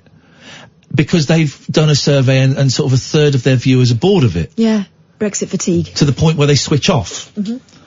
And so they're doing that. And I think that's brilliant. And I wish someone had done that 3 years ago, and it would have just, so toxic. Anyway, but I wonder, what am I trying to say? I'm not feeling great. This is what I'm trying to say in a nutshell. I'm feeling anxious, depressed, and a bit lost. And I wondered if you are as well, dear listener. I don't want to phone in people phoning up with their woes and all their concerns necessarily. And I know it won't be, statistically prove anything is going on. But a significant number of people have replied to my tweet saying, yeah, no, I'm feeling the same. Some people have said it's because of the moon. The moon's in a funny thing. Some people have said it's seasonal. Some people have said it's the weather, the light, it could be all of those things. It could be none of those things. I don't know. But there's something, people saying it could be sad that you've had seasonal affective disorder. Yeah, could be. It just feels bigger this year. So I'm just going to throw that out there. That may resonate with you. That may not resonate with you, but I'll put it out there. 0344 499 1000 is the phone number. Let's go to Sarah. Good evening, Sarah. Hello. Hello, Sarah. Hello, Ian. Hello, Kath. Hi, Sarah. What you got for us? Well, a few things, actually. I just had a holiday of a lifetime in Cyprus, 3 weeks in a 5-star hotel. What? Halfway through the holiday, only me can get a disease that affects your skin. You can't go in the sun. No. End up with blisters, come back from the holiday 3 weeks later and end up in the hospital 6 weeks later for a week. Hang on a minute. First of all, how the flipping hell can you afford a 3-week holiday in a 5-star hotel in Cyprus? What are you doing? Are you a bank robber or something? Are you the one that won all those millions? No. I'll tell you the story behind it, actually, and you'll kick yourself now, actually, mister. I won't, actually. You're going to tell me you got an insurance payout because someone died? No. Okay, well, okay. No, one of my good friends has just been diagnosed with stage 2 aggressive cancer in 2 parts of her body. She's been a teacher for 35 years. She cashed in her pensions and she was like, right, I want to go to the hotel that I've been to for 15 or 16 times. I need someone to come with me. All of her friends are teachers, so they are working in term time. I'm a stay-at-home mum. Her husband was my late dad's best friend. Yeah. They used to go travelling and doing stuff together, so we're all tight and very connected. He won't fly though. The trouble is her husband will not fly. He will not get on an aeroplane. He goes to Scotland all the time. He's Scottish. He will, he's like, I got no plane fool. Yeah, well, you got to put drugs in his milk. He will not get on an aeroplane, so I got nominated to go to a 5-star hotel for 3 weeks in Cyprus. Did she pay for it then? Yeah. Oh, well, I apologise. I don't apologise. I'm not saying anything wrong, but I'm sorry for the circumstance. But what a mate though. What a great way to, salute life and friendship, huh? Oh, no, it's fantastic because I've been going through a hard time. My fellow of 15 years just left me not long ago. Oh, Sarah. I was going through a bit of hard time, the children and stuff like that, so it's been a bit tricky. And then for them to nominate me to go, I'm like, right, the first thing I did was sat down with my children and asked them, is it okay? Because it happened to be my son's 7th birthday while I was going to be away as well for the 3 weeks, so I felt terrible, and I was umming and ahhing, and I just felt, what do I do? Yeah. So I sat down with the children, they're 7 and 9, and my 9-year-old's like going on 20. And I sat and spoke to them first, and if they'd have objected at all, obviously I wouldn't have gone. I would have had to have done something else. I don't know what I would have done, but yeah, they were very adult about it, and they were fine. And the woman that I went with, her husband, who, like I say, was my dad's best friend, he was looking after my children along with my ex-partner. And so the boys looked after the kids, and me and Element and went away. I was meant to be going to look after her, and then halfway through the holiday I got this skin disorder. And so what did you get? Like fleas or something? What was it? Fleas. I didn't even pull any fitties, Ian. Do you know what I mean? Oh man. I know, it's grim. But no, I just literally, I was in the sun sensibly, you know, with sun cream on as you do, and halfway, my tan was coming on, we went and got our nails done, we were feeling all fresh and relaxed, and it was lovely doing our aqua aerobics in the pool in the morning and all that. We had a right laugh, and then all of a sudden I started to get this rash. It started on my arm, then it went further down my arm, then down my leg, then another leg, and it was just on my arms and legs, and then my ankles swelled up to like balloons with blisters like you wouldn't believe. Yes. Yeah, literally like blisters like golf balls. I kid you not. I've got pictures of it. It's just literally. And so then was your mate with the cancer who's out there with it? She's then having to nurse you, is she? Exactly. Yeah. It's just like, you know, a week and a half into the holiday, I'm doing everything running about. So the first week we got there, we was in a hotel over the road because you couldn't get into the big plush hotel where you don't have to run down and get your sunbeds. So the first week, I was getting up like 7 o'clock in the morning, running down, grabbing the towels, putting the towels down for Bristol, because we met a couple from Swansea, from Liverpool fans, unfortunately. But yeah, so I was going down and putting down the towels. So we got up earliest, we was making sure we got our 4 beds together. What time did you have to go down to put the towels on? Oh, about 7 in the morning. Oh, that's not that bad. I hate that crap though. It's boring. So stressful. Oh. It was. I was really walking out with all these towels, loads of bags, and I was like, oh, this is boring. So yeah, we was only there for a week. Alright, but so when you come back home, and then you get ill. So what did you went to the hospital because of your skin? What did they say it was? Well, we stayed at the first hotel, then went over the road, stayed at this luxury 5-star hotel, then I went to the hospital about 2 weeks into the holiday, and they said it was just a skin infection. And gave me some antibiotics and sent me on my way. Yeah. And then, like, you know, sort of, they give me some cream and that. I was like, oh, don't seem to be getting any better. Yeah. And then it got to the point where we was nearly due to fly home, and I was like, I just want to get back on English soil if I'm going to die, if it's sepsis or something like that. I'd rather be here. But what did you have? Well, basically, it took them a long time to diagnose it. Like I say, I landed at 5 o'clock last Monday morning in the morning. Yeah. At Luton Airport, and I was in Luton Hospital Hospital by 10 o'clock, and then they finally got me in the bed at midnight that night. I was awake for like 45 hours, ridiculously, and it was awful. What did you have? I have got, I'll tell you what they've called it, Google it. It's called severe photogenic skin disorder, sorry. What, so hang on, you look good in photos. What? No, it's from the lights. It's from the sunshine, is it? Sunshine. It's from the sunshine and sun cream combined. The sun cream that I used, apparently, mixed with the amount of sunshine that I had, reacted with my skin. What? Fabulously. And that's what I've got. What world do we live in? You're a medical mystery. I know, that's what all the doctors literally, they were like, wow, what is this? Oh, that's not what you want from a doctor, though. My God, I've never seen anything like this. Get the rest of the crew in. When they're bringing their colleagues in to have a look at you, you know you're in trouble. How are you now, Sarah? Hang on a minute, I need a second opinion. They're like, what? How are you now? I'm not too bad. They kept me in when they took me in on the Monday last week. They let me come out. They took me to the dermatology place to look at my skin. Mm-hmm. I had 1,000 million blisters all over my ankles and feet, which were huge. They popped them all. And this is disgusting. Hang on a minute. If anyone's eating, they popped them. How did they pop them? Did they have a pin? They had a needle with a syringe. I want that job. I want that job. Popping a blister is the best thing in the world. Yeah, but you're not meant to. The woman said to me, keep the head on. I'm not, excuse me? What? That's their terminology, apparently. Keep the head on. I want to come and pop your blisters, baby. Oh, okay, love. You got any more? Well, you know.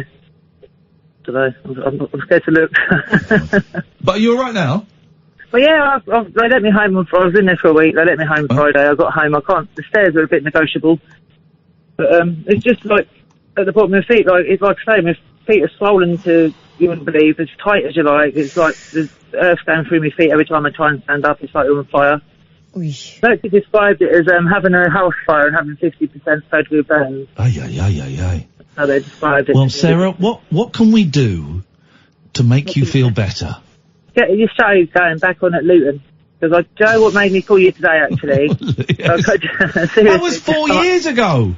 Yeah, I know. It come up on my Facebook memories today, a picture of me and my friend kissing you on the cheek. Oh, hello. Where was that? In Luton at the Grove Theatre. Oh! That was the Iain Lee versus Radio. You came to that, did you? Yeah. Well, we're trying to... I was a James Whale fan. I remember you. I do remember you. Me and Catherine are trying to get in there, but they're not... They want us to go there and do a show at the Luton Library Theatre, but they've not given us a date yet. But we're hoping to come and do a show there. And if we don't go there, we'll go back to the Bear Club that we've been to a few times. Oh, definitely, yeah. All right. And if you come and you still got blisters, you got to come up on stage and you got to let me pop those blisters with my teeth. Oh, God. Oh, my God. Let me drink your juice. Flipping it, man. Oh, Jesus wept. Sarah, thank you very much. We'll let you know. We want to come back to Luton to the Library Theatre because it's a good venue. Yeah. They just haven't given us a date yet. And what a story. Thank you so much for that. Yeah, big up the L&D. 0344 499 1000, Dreamweaver and Morgan. Wow, it's all happening here on Talk Radio. Late night conversation, wealth, losing sleep. The Late Night Alternative with Iain Lee on Talk Radio. 0344 499 1000. Good evening, Morgan. Hello, guys. How's it going? Thank you very much for having me on. How are you? And gosh, well, look at that burst of energy there, Morgan. I've got energy. I've just come from a lovely holiday abroad at my cousin's wedding, so I've had an absolutely fantastic time. Now, where did they get married? It was south of France, near Nice. And how much did that cost you? Oh, you don't want to know. You don't want to know. Exactly. People who get married abroad should pay for those that go out there. Well, they gave us a couple of things free. They got us one drink when we got there, but that was about it. No! That's honestly, I think it's the biggest rip. Oh yeah, we're getting married. Oh, that's great. We'd love you to be there. Of course we'll be there. It's in June. Can you do June? We will make it work. Where are you getting married? Oh, Portugal. Excuse me. Sorry, what? Yeah, we thought we'd do it abroad. Well, hang on a minute. So I got to take a week off work. I got to use up my holiday, and I got to come to Portugal and hang out. Nah, mate. I know it was off, but it was all right because there was family and stuff, and we got a few drinks. My nan was there and my aunties and stuff, so it was nice to get all the family together. But we're heading back now. We just landed in the airport, and I'm with my brother Jack, and we're driving back home to Pontypridd actually. And the reason I wanted to can I just tell you, Morgan, right? Absolutely. Now you may be Welsh, right? Yeah. That's the worst Welsh accent I've ever heard in my life. Now, if you're genuinely Welsh, which you may well be, and I kind of believe that you might be, why is your accent so bad? You think my accent's bad? It's not. It's from Ponty. I don't know. Maybe it's the connection. I've moved around a bit. I live in Bristol now, so maybe it's just from that or stuff. Maybe. Okay. But. No, I don't know, but maybe it's the connection or something, but that's my accent. Maybe. Okay, go on, what you got? So I was listening to what you were saying about being lost at the minute. I'm currently a medical student. I was going to sort of try and help with your last caller, actually, but I'm only in my second year, so I don't know much about it. But I'm trying to be a doctor, but if I'm honest, I'm not sure I want to do it, and I feel like I don't want to drop out, but I'm having some problems about whether I'm committed enough to it. Right. And I wondered whether you guys have ever had similar doubts about your careers and whether there's, any advice you could give me about that.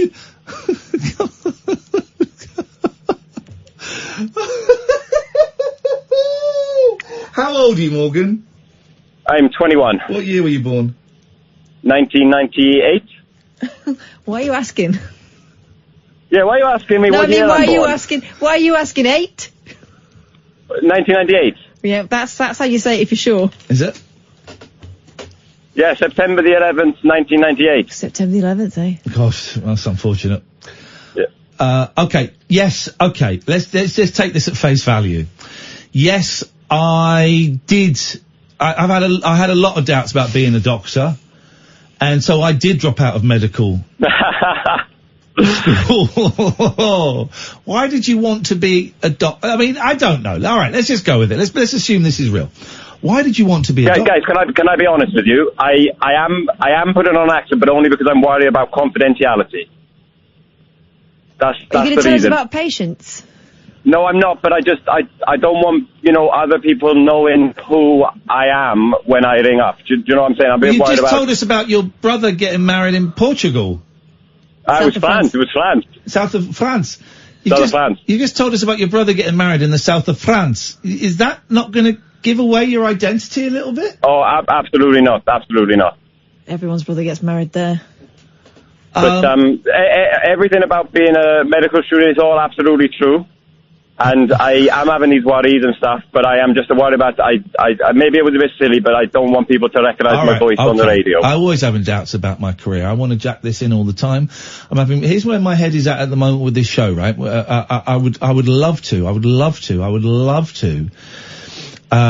move this show from Monday to Friday and move it Friday to Friday, Saturday, Sunday. I'd love to, because I think the show would benefit. I think my mental health would benefit. The two concerns I have are that's a 40% cut in my salary, which is I would struggle to swallow at the moment. And also I feel, and she's told me that I don't have one, but I feel a responsibility for Catherine. And for Catherine's job and Catherine's money and stuff, and also I don't know if my bosses would accept it. But if money were not a problem and Catherine were not a problem, or that came out wrong, I would be phoning up my boss tomorrow saying, "Can we move to Fridays, Saturdays, and Sundays, please?" And I've questioned whether I want to be in show business. I question it every single day, Morgan. What do you think you would do if you weren't in show business, Ian? I'd be a primary school teacher. Oh, okay, interesting. Why, were you trained as a primary school teacher? I didn't know that. No, I wasn't. I'm brilliant. Kath can vouch for this. I'm brilliant with kids between the ages of 5 and 9. Once they get into 10s and 11s, I lose it. But between 5 and 9, I am brilliant with kids, and I know teaching is, and I've spoken to a lot of teachers about this, that it's a lot harder than that now. Even for primary school teachers, it's about targets and the actual, you don't get to teach as much as you like. I know all of that, but that's what I do. Okay, but do you think it's like just a case of the grass being greener on the other side? The glass? The grass, yeah. Yeah, probably. I think there is definitely an element of that. I have to accept my curse is that this is the only thing I'm good at, is talking rubbish to fake Welsh people for 3 hours a night. Yeah, but it's a skill. It's a skill. I listen to you every night. I recently got a radio and I started listening late into the night when I haven't been sleeping and stuff. And you can't say it's talking rubbish. I think it's solid advice. I don't think I did say it's total rubbish. But so what are you going to do then? Because how long is your training? How many years? So it's about 6 years in total. Yeah. And then you got to do a few other foundation years after. It was 6 years at uni, as it were. But I'm a bit of a fitness buff. I quite like to be a personal trainer. Like I sort of do it on the part-time stuff. I've done a few spin classes on my gap year and stuff. Like I ran them. Yeah. And stuff like that. But I'm quite worried because it's obviously quite different to training to be a doctor. Yeah. But I think I sort of feel like I've let myself down, let my parents down, let my friends down if I went to no disrespect to people who like being gym, personal trainers, that kind of stuff, but it feels like I'd let my parents down. It doesn't have the same social standing as being a doctor, does it? Absolutely. I think that's what I'm saying, yeah. I get the parents thing. And it's really easy for me, a 46-year-old man, to say to I think you said you're a 21-year-old man, how you feel is more important than how your parents feel when it comes to career. Yeah. You're going to be stuck with this. If you choose to be a doctor, you're in for the next 50 years, right?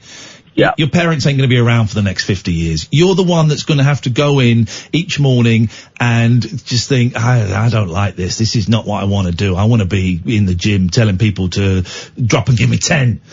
You've got to live with yourself, man. You've got to live with yourself. Your parents haven't. Your parents can be disappointed, but surely all parents just want their kids to be happy, isn't it? I think that's right. And I think, I think they'd be disappointed. I think it's just hard to get over that, but I think they'd be disappointed if I didn't choose what made me happy, I think. As a parent of 2 boys, I had a row with my mother-in-law about this once, and I said, look, we're talking about careers and stuff, and I said, if the boys want to be bus drivers, right? First thing that popped into my head, no disrespect, I said, if the boys want to be bus drivers, if they're happy being bus drivers, I'd rather that than, funnily enough, than being unhappy as doctors, because there's doctors in their family. And we had a bit of an argument about it, going, no, they don't. I said, it's not about money. I said, it's not about social standing. It's about what makes them happy. And if they are happier doing that, gosh, I'm answering my own question. If they're happier doing that than being a doctor, then I would love and support them doing that. I want my boys to be happy. And I think your parents want you to be happy.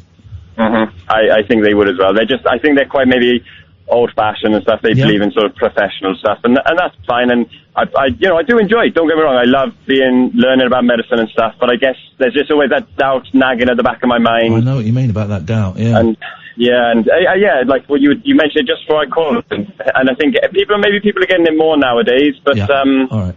It's certainly something I've been struggling with recently. Morgan, thank you for being a good sport. Thank you for putting up with mine and Catherine's intense disbelief of you. That's absolutely fine. I believe you now. Thank you for believing me and give stuff. Us a call again and we'll have another chat and let us know if you're thinking shift in any way, because I think it will resonate with a lot of people. Lovely stuff. Thank you so much, Thank guys. You, mate. That's too bad. Thank you. Bye bye. Take care. Bye bye. I mean, I'm like 65% convinced he was genuine. Yeah. I liked him though. There was no gag, no payoff. Exactly. If it was a prank, there was no punchline. So fair enough. Mandrake says, "Is flipping Kath okay?" It's on Twitter. I haven't seen a cute cat picture tweeted for over an hour. You all right, Kath? Up yours. The Late Night Alternative with Iain Lee on Talk Radio. We have ways Well, of I'm making not you talk. kind to kiss and tell, but I've been seen with Farrah. I've never been with anything less than a 9. So fine. I've been on fire with Sally Field, gone fast with a girl named Bo, but somehow they just don't end up as mine. It's a death-defying life I lead. I take my chances. I die for living in the movies and TV. But the hardest thing I ever do is watch my leading ladies kiss some other guy while I'm bandaging my knee. I might fall from a tall building, I might roll a brand new car, 'cause I'm the unknown stuntman that made Redford such a star.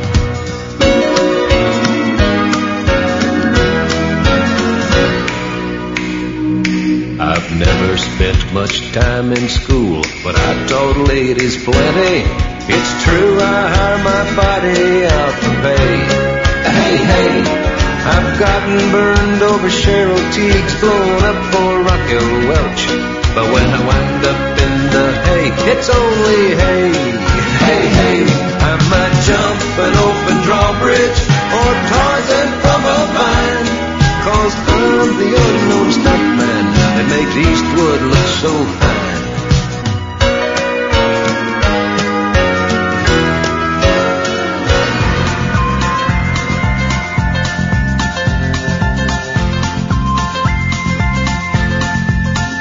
There's a voice that keeps on calling me. Down the road is where I'll always be. Every stop I make a new friend. Can't stay for long, just turn around and I'm gone again. Maybe tomorrow I'll wanna settle down. Until tomorrow I'll just keep moving on. Down this road that never seems to end. When new adventure lies just around the bend. So if you wanna join me for a while, just grab your hat, come travel light, that's old style. Maybe tomorrow I'll... Idiot. Sorry, you got 1.5 songs there, because I was punking. I punked all over Catherine. We tried. We do this little thing where we hide from each other, and we're both in our 40s. Yeah, we call it Catoing. Where we hide together. and jump out on each other. And I was hiding in the little studio bit there, waiting for you to come in, and you're obviously having a big dump, and it took you a long time to come in to the studio. Well, it takes as long as it takes, mate. 0344 499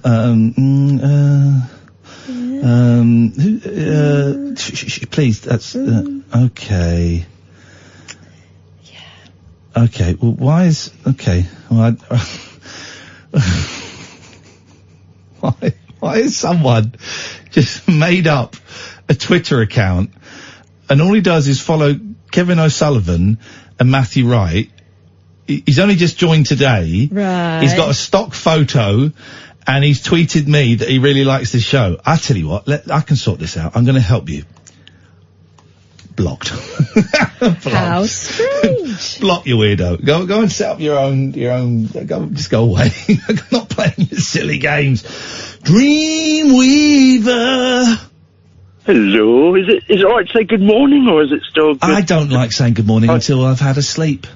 No, that's it. I haven't slept yet, so good evening, both of you. How are you doing? I don't really, I'm feeling lost and bewildered, but apart from that, I'm great. Well, making really good progress on GTA V, by the way.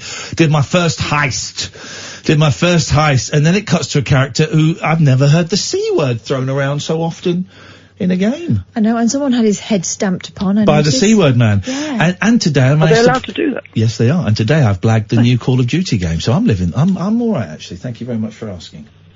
I've never played a game in my life. Shut Is that sad up. Really? Really? Well, I say that. I used to play an arcade game in the early 80s. Okay, so you lied. You lied to us. Well, no, it's just, I suppose, Asteroids.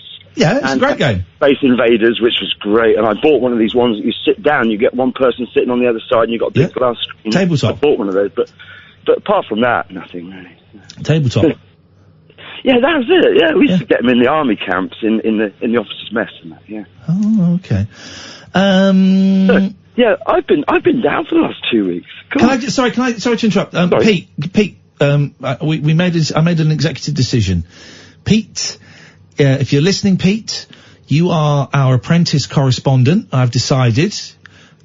We've not yet had your apprentice correspondent update, and we would like it, please. Yes. 0344 499 1000. The deadline is passed. Yeah, so Pete, pick up the phone and let's have a moan. Dreamweaver, sorry mate, you were saying something quite important. Go on. I have picked up 3 big pocketfuls of huge chestnuts since I've been talking to you guys. I'm up past a monastery and I'm just picking up sweet chestnuts. I'm looking at Catherine's chestnuts right now. Wow. Your own business. Well, that's wonderful. It's quite pleasant, actually. It's just a bit of a drizzle in the air. Yeah. But you were talking earlier on about the last 2 weeks. I was indoors up until last Tuesday about 3 o'clock in the morning. I was in this fix where I couldn't even get outside of my room. I couldn't go out. I could do it very late at night when there's no one else around. I could go off for a bike ride and stuff. But for nearly 2 weeks that was happening. And Tuesday, it felt like it just disattached from me. And I was asked tonight after meditation whether I've ever had, what do they do when they get rid of something, like, they take something out of you, you know. An exorcism. An exorcism, yeah, that's it, Catherine. And I said no, and so they're going to sort that out for me, which is nice. Oh. Hang on, who are the Catholics? Because they're the only ones that are allowed to do it, the Catholics. Are they? Oh, okay, I didn't know about this that. Cup smells of coffee. I'm drinking water from a cup that smells of coffee. Shoot me now. Ew. That's not good, is it? No, that's fine. Coffee water. So, who's gonna exercise you? Well, I don't know. It's the lady of the house, of the manor, is going to find somebody that she knows. Right. So she's a bit tired, so I didn't feel like asking her too much detail about it. But she's going to be evacuating spirits from your body, apparently. So I think you should ask some questions. They might. Oh, definitely tomorrow. Yes. Yes. I think she's been through a lot of this stuff. I think she knows quite a lot of people who do stuff. You know, she's a well-known lady, but it's lovely. You know, I think she's got knowledge on stuff, and you know, she's and it's all very helpful. But I don't know what it was that was attached to me. That's how I feel. I was in my room and I had to sort of go to the toilet in there and then take it out, but that's quite normal sometimes. So you're thinking it was a demon? It was something that felt like, because it just disattached from me. It just went, and I just felt like right. And I went outside, and I've been working all week, and it's been great. Because I don't believe in demons. I believe in mental health and science and fact. Yeah, and one has to wonder whether it was a demon or whether it was like a little mental health wibble. Well, I've had mental health stuff, but this felt like it could have been a demon. You know, I could have been demonstrating. Oh, in that case, fine. Oh, in that case, it was a demon. You felt that one, and then you. Well, I don't know. It was something else. It wasn't me. You know, I came out once and I spoke to people about it, and I had to go back in again. Okay. I couldn't do my meditation. No. It's a one weekly thing. Who are these people you're meditating with that are recommending exorcisms? Who are they? Oh, well, it's only a regular group, and we get a few monks, training monks that come in sometimes. It sounds very dodgy. I live next door to a monastery. Well, it's a lovely roundhouse. It's got a garden on it. It's got a roof garden, and it's round and it's beautiful. It's all candlelit. It's got a nice. But you're feeling all right now, are you? I'm feeling on top of the world now, but I don't know what it was. And I couldn't put my finger on it. No. I couldn't say it was one thing. I mean, it's a big old universe, isn't it? So, it's a huge universe. There's so much happening at the moment. And talking about the Brexit and the one-stop thing, you know, the pop-up news. I heard that today. I thought it was great. I think it's brilliant. And I wish... And but here's the thing. Me and Catherine have been flying the no Brexit flag for years, right? And then we've been shouting it really loudly for months. And our bosses have not got behind it and gone, this is great what you are doing, this is bold what you are doing, this is different what you're doing. In fact, they've said, sometimes he said, sometimes you've got to talk about Brexit. And I really wish they'd get behind us and go, you know, you were right, Sky are copying you, let's get behind this, let's really promote this show as the Brexit-free zone. But they won't. So you being a primary school teacher got my head thinking, you're like a teacher for a primary school teacher for all of us children, because we're all you've got all these children. I'm sorry, you've got more children than just a few. I'm sorry. I like you. Oh, Dreamweaver, do you recognise this music? Oh, goodness me. Yes, I do. What is it? I couldn't tell you. I'm sorry. It's the Apprentice theme. It means we got to go, Dreamweaver. It's time for our Apprentice theme update with... Pete. With... Pete. Pete joins us on the line now. Good evening, Pete. Hello, you rang. Congratulations. It was a tough-fought competition, but you... Well, we did it for a week. We were supposed to do it for 20 weeks, but we found the Apprentice early. When you know, you know. Are the Apprentice correspondent. If only they would do that on the show. You are the Apprentice correspondent, Pete. And I tell you why I chose Pete, because people will be going, well, it's not fair, I want to be chosen. I chose Pete because he joined me on a Twitch stream earlier on. And he just happened to say, quotes, all joking aside, I'm finding it really hard to get excited by The Apprentice this year. In fact, I'm a little bit bored by it. That's why Pete is this year's Apprentice correspondent out of pure spite on our part. So, Pete, welcome. How do you feel about the new gig? I feel great. I think I'm really going to step up to the challenge on this one. Okay, this is what we like. So, a broken man. Let's have your update, please, Pete. Okay, I've been trying to remember while I've been on waiting to come on. Flipping egg. So it was about toys last night. And what I can say for sure is they have got the team names, and I did remember those. What are the team names? Team Empower, which I remember because it sounded like N-Power. Well, this is what I thought they were saying, N-Power. I thought, why would you name it after an electricity company? Well, they named the other team after the UK's biggest trade union, Unison, so... Yeah. When will they learn? They've got to give it something potent, like, they should have been called, like, Thrust and Swelling.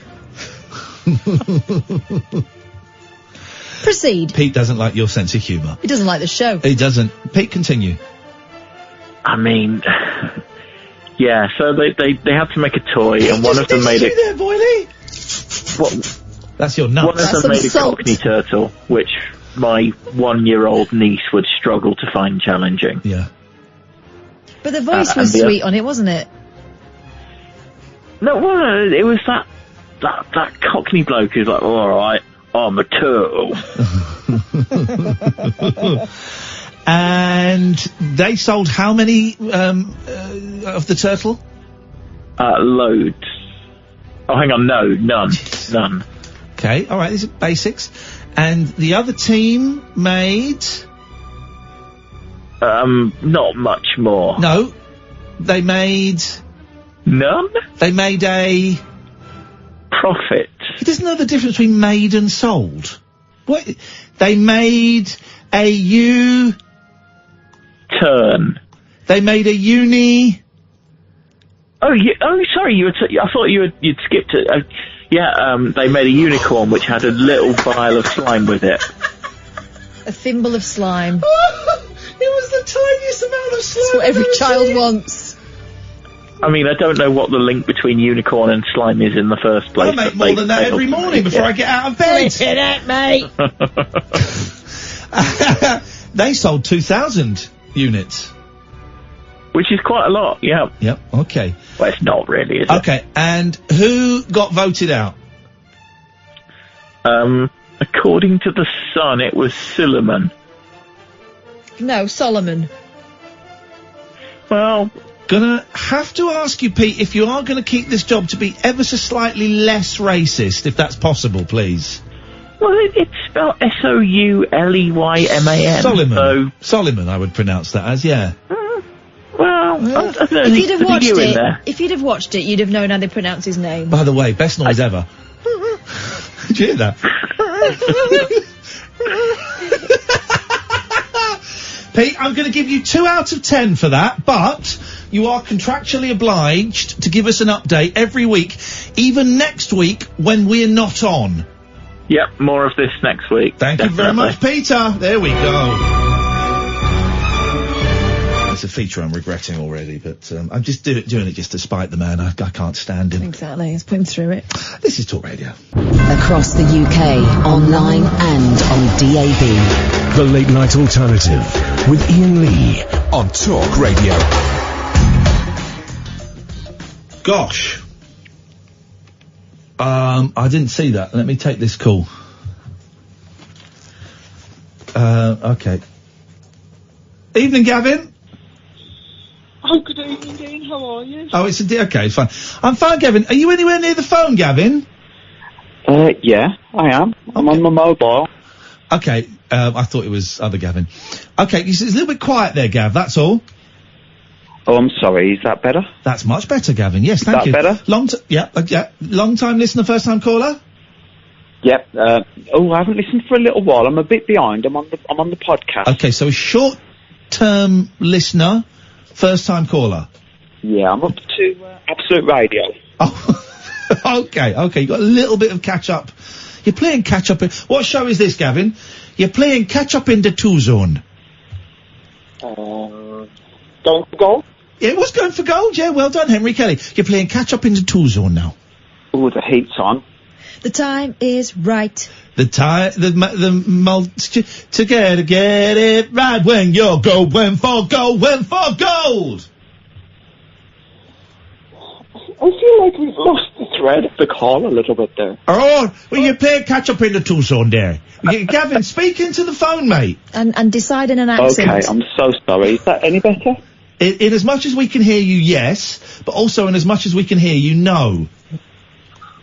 Okay, so, you threw out a question back in the Absolute days, and it was, how do you know, and when did you know, can you remember the question? That you had a penis? How did you know, and when did you know that you're not racist? Not racist? That you're not racist. How did you know? God, I was good back then. How did you know, and when did you know you were not racist? Okay. Please speak into the phone, Gavin. It's been burning away at me, and I've been desperate to call. Okay. And I'm a little bit behind. It's 10 years ago. So, yes, I knew that I wasn't racist when the first... I've got my hand on the dump button and the fader. We're okay, guys. We can get through this together. Non-white family moved, and 4 brothers and 2 sisters moved into my school. They moved into your school? They moved. We had our first non-white kids in my school. Why did they live in the school? Couldn't they afford a house? Ian? Gavin?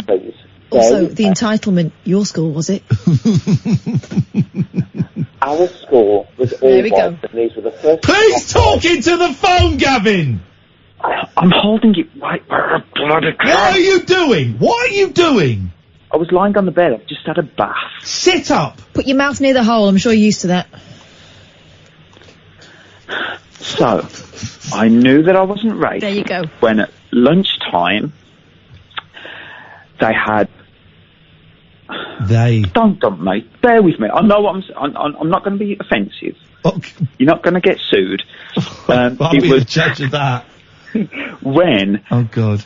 There was fights in the playground, and it was whiteys against blackies. Okay, well, don't say that. That's what it was called in 1979. I know, but there were lots of things that were called things in 1979 that we don't say now. So let's not say that. That's not very nice. I knew that I wasn't racist because I went on the side of the went on Imran's team. Okay, yeah, that's a great call, Gavin. Thank you so much for that. I really feel that we've got an insight into that. If I did ask that question, I really regret asking it. You reap what you sow. You do, don't you? Years later. Don't you? You think you got away with it? Yeah, I didn't. So if anyone was offended by that language there, he was just using the phraseology that was common in his school at the time. I believe that, but I can understand how that could be offensive to some, so to many. So apologies for that. 0344 499 1000. Let's go to Simsy.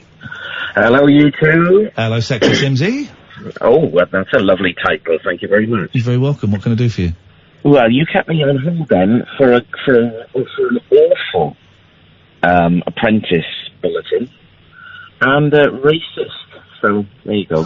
He makes a good point. And you still don't get your mouth near the hole. My mouth is very near the hole, I'll have you know. Keep it there. What is going on? Everyone sounds like they're calling us from the 1950s. Well, let me tell you where I am. I am in Reading Services. It is the 1950s. Having just come out of the Hammersmith Apollo watching a Divine Comedy. Oh, mate. Well done. Well done. Yeah. It was brilliant. Of course it was. Absolutely brilliant. But a great night. How does such a short, slight gentleman get such a booming, powerful voice out of that tiny frame? How do you know what I look like? Yay! Cannon. Right. How does he do it? He's amazing. Brilliant. He is. And can I be your Divine Comedy correspondent? With great pleasure, Simsy. Yes. Yes, man. You're in. All right, hang on a second. Well, let's, hang on. Here we go. It's time. Shut your face. It's time for our, you made me muff it up now, you absolute pudding. Right, start again. Sorry, Master. It's time for our Divine Comedy correspondent update with... Simsy.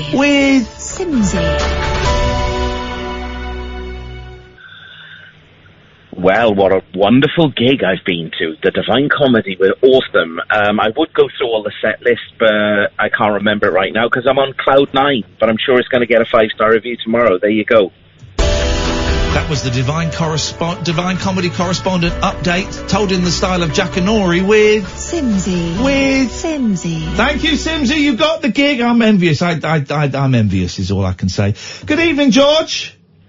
Good evening, Ian, Kath. What can we do for you tonight, George? I woke up, I heard you asking the question, is there something in the air? And I'm really happy to... Talk some bollocks to us. Here we go. Hear that your mind is really being taken into the mystic, and you are becoming a spacist. Well, it's not a wholly pleasant. If you'd have listened properly, you'd have heard it's not a wholly pleasant sensation. It will be. Ian is communicating with his higher self and doesn't realise it, but today is, I'm into numerology, and today the numbers add up to 22. So 4. And, well, that's 4, and that goes back to 1, and as I said, How does 4 go to 1? Because there are 3 lines of numbers. Oh, come on, I know, 2 V's, and then it turned into two birds. No, there's 3 lines of numbers, and one starts off with number 1. Well, actually, it feels really bad laughing at you, George, mate, because maybe I'm laughing at someone with a mental illness, but my God, this is such bollocks. What is? that a 4 goes into a 1 because of the lines. Well, it all comes down to numbers, and everything is about numerology. Numerology. Why are you so? Because numerology is nonsense. It's not nonsense. Oh, okay. I've got more faith in Christianity than in numerology. Yeah, but and they're both nonsense. No, they're not. Oh. It's the clue is in the book of Revelation, where it talks about the number 666. Oh, okay. And that is the number of Jesus Christ, the beast in Revelation. Came down from heaven on a Yamaha. Did a skid, killed a kid, and bashed his nuts on a dustbin lid. You are hilarious. You are becoming. Yes, George. You are becoming a spacist, and it's amusing, and I like Simsy, your divine comedy correspondent now. Oh. I'm still looking for a role, but I'm not sure what correspondent I'd like to be, Ian. But I think these are very exciting times. I'm quite convinced it is all going to lead up to our islands joining together. Don't say it. Sorry? Don't say it. Why not say it? Because it's the same old rubbish every single time. Why'd you say that? Because you're speaking to a genuine mystic. You're speaking to someone who 43 years ago stopped taking acid or took some acid. No, I wasn't had a breakdown and had mental illness and was hearing voices and had the voices for a long time and then they stopped. Yeah, I know. 5 months. 5 months of very mystical experiences in which I was guided to read the Bible and to understand what the Bible is saying. Great, but you saying it in a slightly more aggressive manner doesn't stop it sounding like nonsense and doesn't... No, you're not listening. You don't listen. I've listened every single time you've told me that story. Every single time. And you think I had some sort of mental illness that suddenly stopped, and I haven't heard of it. I don't think it stopped. I don't think it stopped, judging by this call. No, I don't think it stopped. No, I haven't heard. I think it changed. I haven't heard a voice in my head since January the 7th, 1977. The fact that you remember the date implies there's something not right with that. Why is it not right? It was the end of an experience. I was there. George, yeah? I don't believe in spirits. I don't believe in people communicating with the dead. I don't believe in voices. I don't believe in possession. I don't believe any of that stuff. But you will do. No, I won't, mate. Please don't tell me what I will. I'm telling you. Okay, George, there's your arrogance. Again, that we've talked about. It's not arrogant. It is arrogant when you tell someone what will happen to them and they go, you will wake up. It's arrogant when you don't let someone finish a sentence as well. You will be woken up at some point soon, Ian. I wish you'd be put to sleep. Okay, George, sure, yeah, whatever, great, thank you. What's the code word to get this phone call to end quicker? Do I disagree with you or do I agree with you? Or what do I do to get this to end quicker?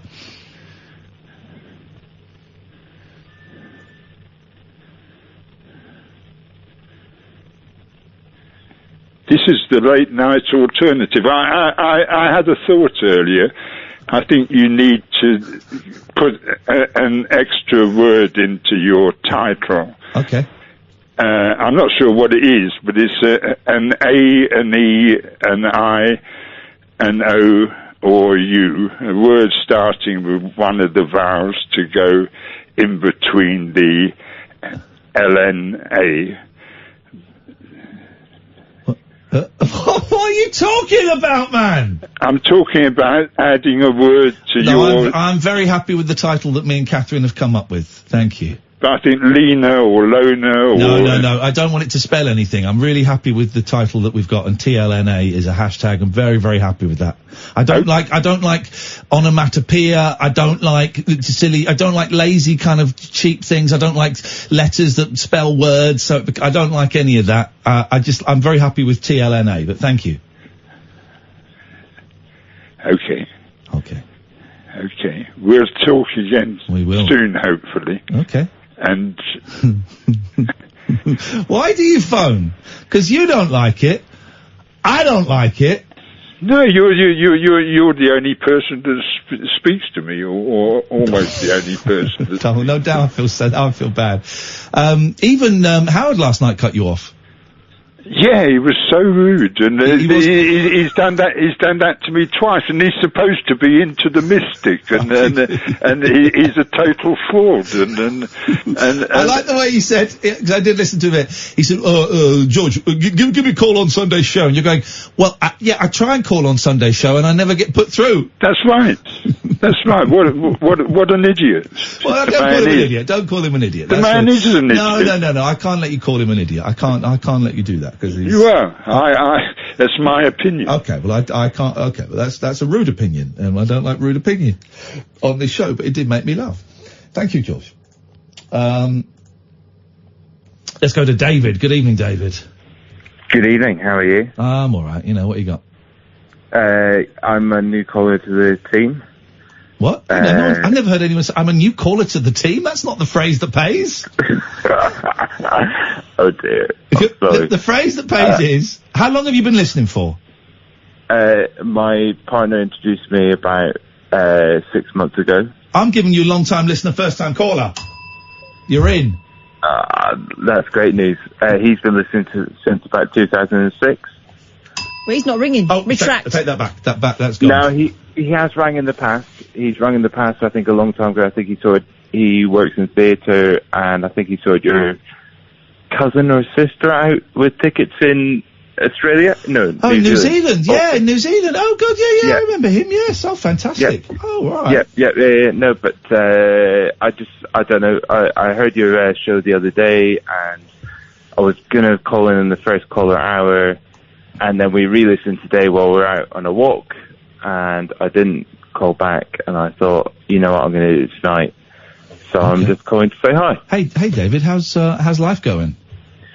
It's really good. Life is good. I think listening to you both, I can see where my partner finds a lot of peace. There's a lot of other listeners and callers that I completely relate to, and it's really enjoyable listening in, and I can only thank you both for carrying on, and it's lovely. Yeah, so thank you. Thank you, David. I don't know if I've got much more to add tonight, and I don't want to hold the show up. So, but thank you for adding me to the show. And by the way, love the guiro, and yeah, I like it like that. Been singing that all the time. I like it like that. I like it like that. I like it like that. I like it like that. I like it like that. I mean, I could go. We get it. You like it. Thank you, David. Nice to talk to you. Thank you for the call, mate. Bye-bye. There we go. You had to mention the guiro. Oh, I got the giggles tonight. I don't know why, because nothing funny has happened for the last hour and a half. Jeffrey. Oh, I'm not sure it's funny. Look, hello, everybody. Lovely. Hello, everybody. Jeffrey's here, guys. That's almost like the end of the Waltons, wasn't it? But I don't want to say goodbye yet, if you don't mind. No, exact opposite. The reason you have heard from me as a radio station 3 times inside of 8 days, which is like more than I would normally consider, like, I don't know. Are you a secret shopper? Are you really Rebecca Brooks, and you're the millionaire undercover boss? No, and we've treated you so well, you're going to give us £500,000 each. Oh, Oh, it's more than that. I mean, because I've enjoyed your show so much, and it's like enriched my life and the life of others so much. So it's more than that. And yeah, you can have as much as you want, mate. I don't care. It's not my money anyway. Okay. It's not mine. All right, Jeffington. So you've called in 3 times in 8 days. Wagwan. Well, because you know, I'm having a mania at the moment, and I'm actually, this is the best I've ever handled a mania in my life. And I'm 45 now, and I've had like a fair few good ones, man. Like, I mean, there was one where I don't even know what I thought it was, but it wasn't very funny. And I don't know, I think people think that it looks Jeffrey, like... are you the guy that phoned us, you escaped from a home? No, man. I'm the guy who spoke to you last week. And you always forget who I am. No. I'm talking Jeffrey. Oh, right, actually, honestly, I did, but it's not the same one, actually, it turns out. Hang on, Jeffrey, you're the guy that about a year ago, you'd walked out of a hospital? No. For mania? No. You sure? Yeah, I think I'd remember that. Do you remember that call, Catherine? Yeah, I don't think it was Jeffrey. It wasn't Jeffrey. All right. No, okay. I apologise. Well, I know the call you're talking about, and it got a little bit complicated because the guy kept calling back, and he was still in there, I think, and it was very complex. Very complex situation. Well, again, this is why I wouldn't want your job. But I mean, it's a good job. But mate, who's going to give it me? I'll fight you for it. Yeah, but only if it's like, you know, I'm the guy that says that I come to Manchester with my daughter, right? Do you remember this? I do remember. Yeah, I do. Yeah, right. That right. Yeah. So when we went to that show, it was really, we loved it, man. We loved it, and like, no, we're fans, you know. But there was this guy, and he was like. Everything you said, like, if you threw someone out of the audience, his answer was every time, it was something like child slavery or something. It was fairly dubious. Child slavery? It was just no. What? Slavery. Oh, child slavery. Oh, yeah, okay. he kept everything. You know, if you said, oh, you know, give me a topic for a song, that was what he was going to say. Okay. But you ended up, like, having this sort of armpit wrestle. Like, you both, like, took your shirts off and I remember that. Yeah. Yeah, you remember you just get right into the horny show. pheromones. Sometimes the show gets horny. What are you going to do? You got to go with it. No, man, you got to go with it. It wasn't like, if anything real, like, serious happened, it happened after the show and no one saw it. So exactly. It's in the privacy of my Airbnb. Nice, clean fun, right? Yes, man. That's all right. Jeffrey, how long you been manic this time? Oh, do you know, it's been a while, but the only reason is because, right? Yeah. I mean, I can feel it, like, I mean, you know, when you can feel it coming, you know, so 2 months before it happens, I'm at the doctor's saying, I need to see someone, you know. Yeah. So at this point, 6 months later, it just gets to the point where if I'm lucky, it's in a couple of weeks, I might actually do something useful. But I doubt it, mate. Are you able to? Because Spike Milligan was. I like that man. Yeah. Yes, well, he was what we call manic depressive bipolar. He would have these incredible highs and these incredible lows, but during the incredible highs, he would just write. Are you able to do anything creative or constructive with your high energy? I mean, it's always. I mean, I'm not surprised that you forget, but we did actually have quite a long conversation about the fact that I've just, like, finished a, 80,000 word novel that... Yeah. You know, I finished that, and it needs a final proof, but I needed, like, a break and some food and some sleep before I come back to that again, because, yeah, it is like that, but I know if I just keep carrying on and... And how long do you think this is going to go on for? Typically, a mania... I can run out in about 3 to 6 months if no one, like, messes me up too much. Oh. It depends. It depends how many legs get stuck in front of my feet at the end of the day. Yeah. If it's, like, fairly easy and, like, no one really goes out of the way to make it too difficult, then... And they actually give me any of the help, or just, like, maybe one thing, you know... Do you ever get into trouble when you're manic? Really, yes, you know, I have done, yeah. But not, like, because I'm a criminal or because I wanted to hurt anyone, but because after a while, sometimes you've just... And I've learned it now, like, what I do is, like, if I'm talking to a stranger, I restrict it to, like, about 4 minutes, man. I reckon if I'm there longer than 4 minutes, that's enough for me. I don't want to see them again. Nothing. Yeah. But I enjoyed that. Do you know what I mean? I enjoyed that 4 minutes, and they didn't know, but... I know damn well if I'm still in 4 hours, I'm either drunk or a broken nose or I'm in an ambulance or ears. But that is just, it's not me. It just means that I will just sit there and we will drink stupider and stupider and get, you know, we'll go there, man. And Are you going to sleep tonight? Well, yeah, I hope so. Yeah. So you sleeping every night? Yeah, definitely. How do you get down? How do you relax enough to sleep? Because you're talking, you're talking very, very fast right now. You know that. Yeah, I know. Yeah, I do. Yeah. And alright, I'm going to slow it down for you then. No, you don't have to. I'm not. It wasn't a criticism. I just wondered if you were aware that you were speaking very fast. I am. I'm aware that this is always on the clock, right? So at some point you're going to say, right, we've got to go to an ad. So I could either say, like, a little bit, really. You know what I mean? I could just, like, get on with it. If you can take it and process the information, then, and you can, plainly. And I would imagine, from what I've heard of your listeners and callers, that almost all of them, if not all of them, would be able to follow this. So but that wasn't the thing. I was asking specifically if you were aware that that's what you were doing. I wondered what your awareness of how others, of how you're presenting yourself. I wondered what your awareness of that was. Yeah, I make sure I talk to people that sort of know me. Sorry. It really did. That's really sorry. That's all right. Don't worry, we got it. Sorry. Just like, I just basically, if someone, and I mean literally we're talking 2 people and 2 doctors, I will allow to say this to me, and anyone else, I mean, if you ain't got a PhD or any, like to say, if you think, like I'm really ill, then, you need to tell me. This is like my children, my sister, it's people that are close to me, So, I give them that right. But I tell you who else does tell me that, you're talking too fast, slow down a bit. All right. Well, you've often said, call the Samaritans, and I frequently do. Okay, good. All right, Jeffrey, listen, I'm going to have to go because I'm late for the ads. Exactly, that's why I talk quick, mate. Yeah, you got it all in, you got it all out, Big Jeff. Thank you, mate. Look after yourself. 0344 499 1000, this is Talk Radio. Jacked up jive talk for janitors, jazz cats, and gin-soaked boys and girls. Is that Commando? If you're awake, you're welcome. I've got 5 cactus needles stuck in my... The Late Night Alternative with Iain Lee on Talk Radio.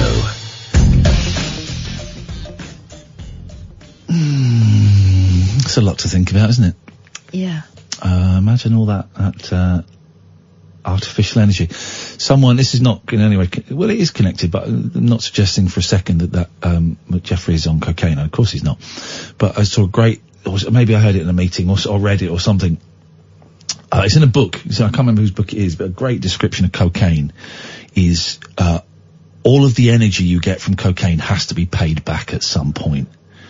Where is that from? Wasn't that Loudon Wainwright? Maybe it was Loudon Wainwright. All the energy you get from cocaine is great at giving you energy, but it all has to be paid back at some point. Yeah, your future self. And what I was trying to get at was Jeffrey was is he going to have to pay that energy back at some point? I would imagine he will, and I would imagine that will come in the opposite, in a deep depression.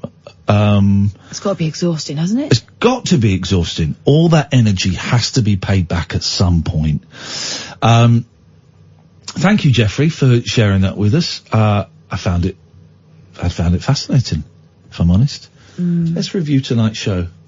Monday's and Tuesday's show were great.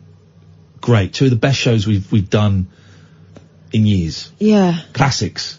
The Star Signs, and what was Tuesday's the New Callers. The New Callers. Classic shows, great shows. Tuesday's show was lovely. Tonight's, what do you reckon? The Brexit thing was fun. It was funny. It was a punt, as was the New Callers. Just threw it out. There was a punt. It was okay. I'd give it a 6 out of 10. I enjoyed hearing from our Periscope farmer. Yeah, although the phone line wasn't great, so I would give that a 6 out of 10. Yeah. I know, and then it's just kind of gone in waves, hasn't it? We've had some really nice calls. I would give Monday's show a 9 out of 10. I'd give Tuesday's show an 8 out of 10. And I would give tonight's show... 7? No. 6, the top 6. Really? Top, most I would give it a 6. 5.5, I think. 5.5. Because we've had some 6s, we've also had I would say a couple of bits of 4. So I would give 5.5. Which is okay. I'm looking forward to having a week off to energise and to revitalise. You're going away. Mm-hmm. It's going to be exhausting. But she's got family staying in her house, you scumbag thieves. I have. Always. They're armed to the teeth. I'm staying at home, but I'm looking after your cat. Yeah. Which I'm very excited Because about. the family member there that's armed to the teeth is too dangerous to be left with a cat. He's not a cat person, so I've got the cat. So I'm looking forward to. I'm not going to do a lot. I'm going to get my fire going. I'm going to read. I'm going to watch some films and play some games, and I might do some streaming. That's it.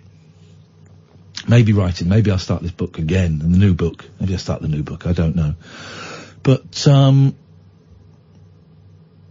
looking forward to a break. Yeah. It's really hard to come back today. We had one night off, and it was so lovely doing something on a weekday evening. Yeah, it wasn't felt like Skyvin, didn't it? It did feel like Skyvin. It was really nice. We had a Mackie D's, saw a nice geeky lecture about the Beatles, met some nice people there. Thank you to everyone who came along and said hello.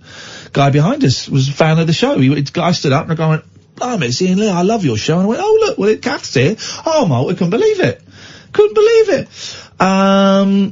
So it was a nice old, evening. I don't know. There's something not quite right. And I can't quite get my head around what it is that's not quite right. And sometimes I just do these little things where we break it down and just talk to see if something comes out. But I think it's partly I've got this throat, something wrong with my tonsils. And so I'm feeling a little bit run down. I don't know. It's weird, isn't it? When you're coming towards a time where you know you're going to get to relax, that's when things start to sneak up. Like, I always get ill on a week off. I always get a cold or something. Yeah, that's the thing. But. And it'll take me till next Saturday to have a normal sleep pattern as well. Yeah. But that doesn't mean I'm not going to enjoy some time off. A couple, 5 minutes before Daryl comes in, if you want to give us a call, 0344 499 1000. A couple who were unexpectedly pulled aside while going through airport security. Have you seen this? No. Has revealed the shock of discovering one of their 3 cats hiding inside their luggage. Oh, yeah. And look, it's Lucky. Oh, it is. It would be her as well. Nick and Vorey Cool, who were travelling from the Isle of Man to New York for Nick's 40th birthday celebrations, were stopped for additional security checks before boarding their flight. The couple were puzzled as to what contraband could be lurking in their luggage as they watched their bag being searched. Fearing that they were being questioned over something serious, Nick, how would you pronounce this name? Voirrey. Vorey. Voirrey. Vorey. Fearing they were being questioned over something serious, Nick and Vorey were taken to an interrogation room where they learnt that one of their 3 cats, Candy, had hidden in their luggage. I love it. Thankfully, the couple still made their flight on time after they had Candy put down by an airport vet. Wow. What? That escalated quickly. No, sorry. Made their flight on time after Voirey's father, Barry, rushed to the airport to pick up the pet. Sorry, I misread that. We have 3 cats, one of them Candy, loves to get in bags or boxes. Our hand luggage didn't have much in it because we wanted to bring shopping home, but Candy had other ideas. She must have sneaked into the bag before we left for the airport, but we didn't hear or feel her at all on the journey there. What? The married couple expected their luggage to... They're married, are they? Thank God for that. Otherwise, I wouldn't be approved. The marriage couple... expected their luggage to smoothly pass through scanners at the airport. However, staff noticed something unusual. Airport security were puzzled and repeatedly asked us if the bag was ours after it had been through the scanner. We ran out of ideas for what it could have been, and my wife even asked, "It's not a cat, is it?" When we were told it was, we were totally shocked and worried about what happens next, because I've never seen the rules on this one. That's a great phrase. I've never seen the rules on this one. Luckily, the staff are amazing and helped us organise to get Candy home. My wife's father, Barry, came to pick her up. She's now back at home being looked after while we enjoy our trip. Isn't that brilliant? Isn't that brilliant? This is the thing, right? And you know this now, Catherine. Yeah. Once you got a cat, that's it. Everything is about the cat. Yep. The conversation is about the cat. This is why I'm so pleased I've got someone I can talk cat to now. I finally get it properly. Today I spent 10 minutes looking for a cat that had been sitting at my feet, it turns out, for the whole afternoon. I was working on the sofa and it was a bit chilly, so I put a blanket over my knee, like an old lady, and I was working there, and, it just suddenly occurs to you, I haven't seen the floor move for a while, where's the cat? And so I was calling her. She doesn't respond to her name yet, I don't think she knows what her name is. I was calling her for ages, and then I looked in all her usual hiding places. Of course, not the expensive cat bed. She's never going to use that. The bit behind the DVDs, she likes to squash in there. She likes to sit underneath the dining room table. She likes to sit underneath the coats, and down the side of, squeeze down the side of things where she'll get lots of nice dust all over her. Couldn't find her. And then you start thinking, has she found her way out of the window, or when I nipped out, oh no, I've lost the cat. So I sat down on the sofa in despair and kicked the blanket across, and there she was. She'd been sitting there the whole time, fast asleep. Hello, Daryl Morris. Have you been there the whole time, fast asleep? What are you doing? Headphones to work. Oh no, they're rubbish. Have you got a bit of a cold? Why were you not in? What's going on? I got the flus. What's happening? I got the flus. Hey. I was all floozy. Yeah, it was horrible. Yeah, it was horrible. I've been in bed for about 3 days now. You're sounding sexy though. Am I working it? Yeah. I'm trying to work it. Yeah. Can I go on? I was going to say, the problem is when you're a Mancunian, such as I am, and you get a sore throat, you go a bit Phyllis Pierce, don't you? You do a bit, don't you? You do a bit. Well, yeah. Can I ask you a cat question? Of course you can. Because I'm a relatively new cat owner as well, Yeah. so I've only had mine a couple of months. We got 58 guys, but we got 40 58, okay, that's fine. I mean, no one's going to listen to the show anyway. The people turn off, don't they, at once, so it doesn't matter. Is my house always going to stink? Of what? Of cat. No. What are you doing? Well, because they can't go out because they haven't been spared yet. Yeah. So they're inside, and I'm putting it down to the fact that they're inside, and there's 2 of them. Yeah, what litter are you using? I don't know. We've gone through several, and they all stink. What's the one we use? Catsan. Catsan, yeah, we've used that, I think. Catsan's the only one I've found that gets rid of the smell. Change it more often. Pick up their poo and flush it down the toilet. Do you pick up the poo as soon as they've done it? Every time, yeah. A couple of times a day. And we hoover, relentless hoovering. I think sometimes it's the food they kick out. I think it's you that stinks. It's Talk Radio.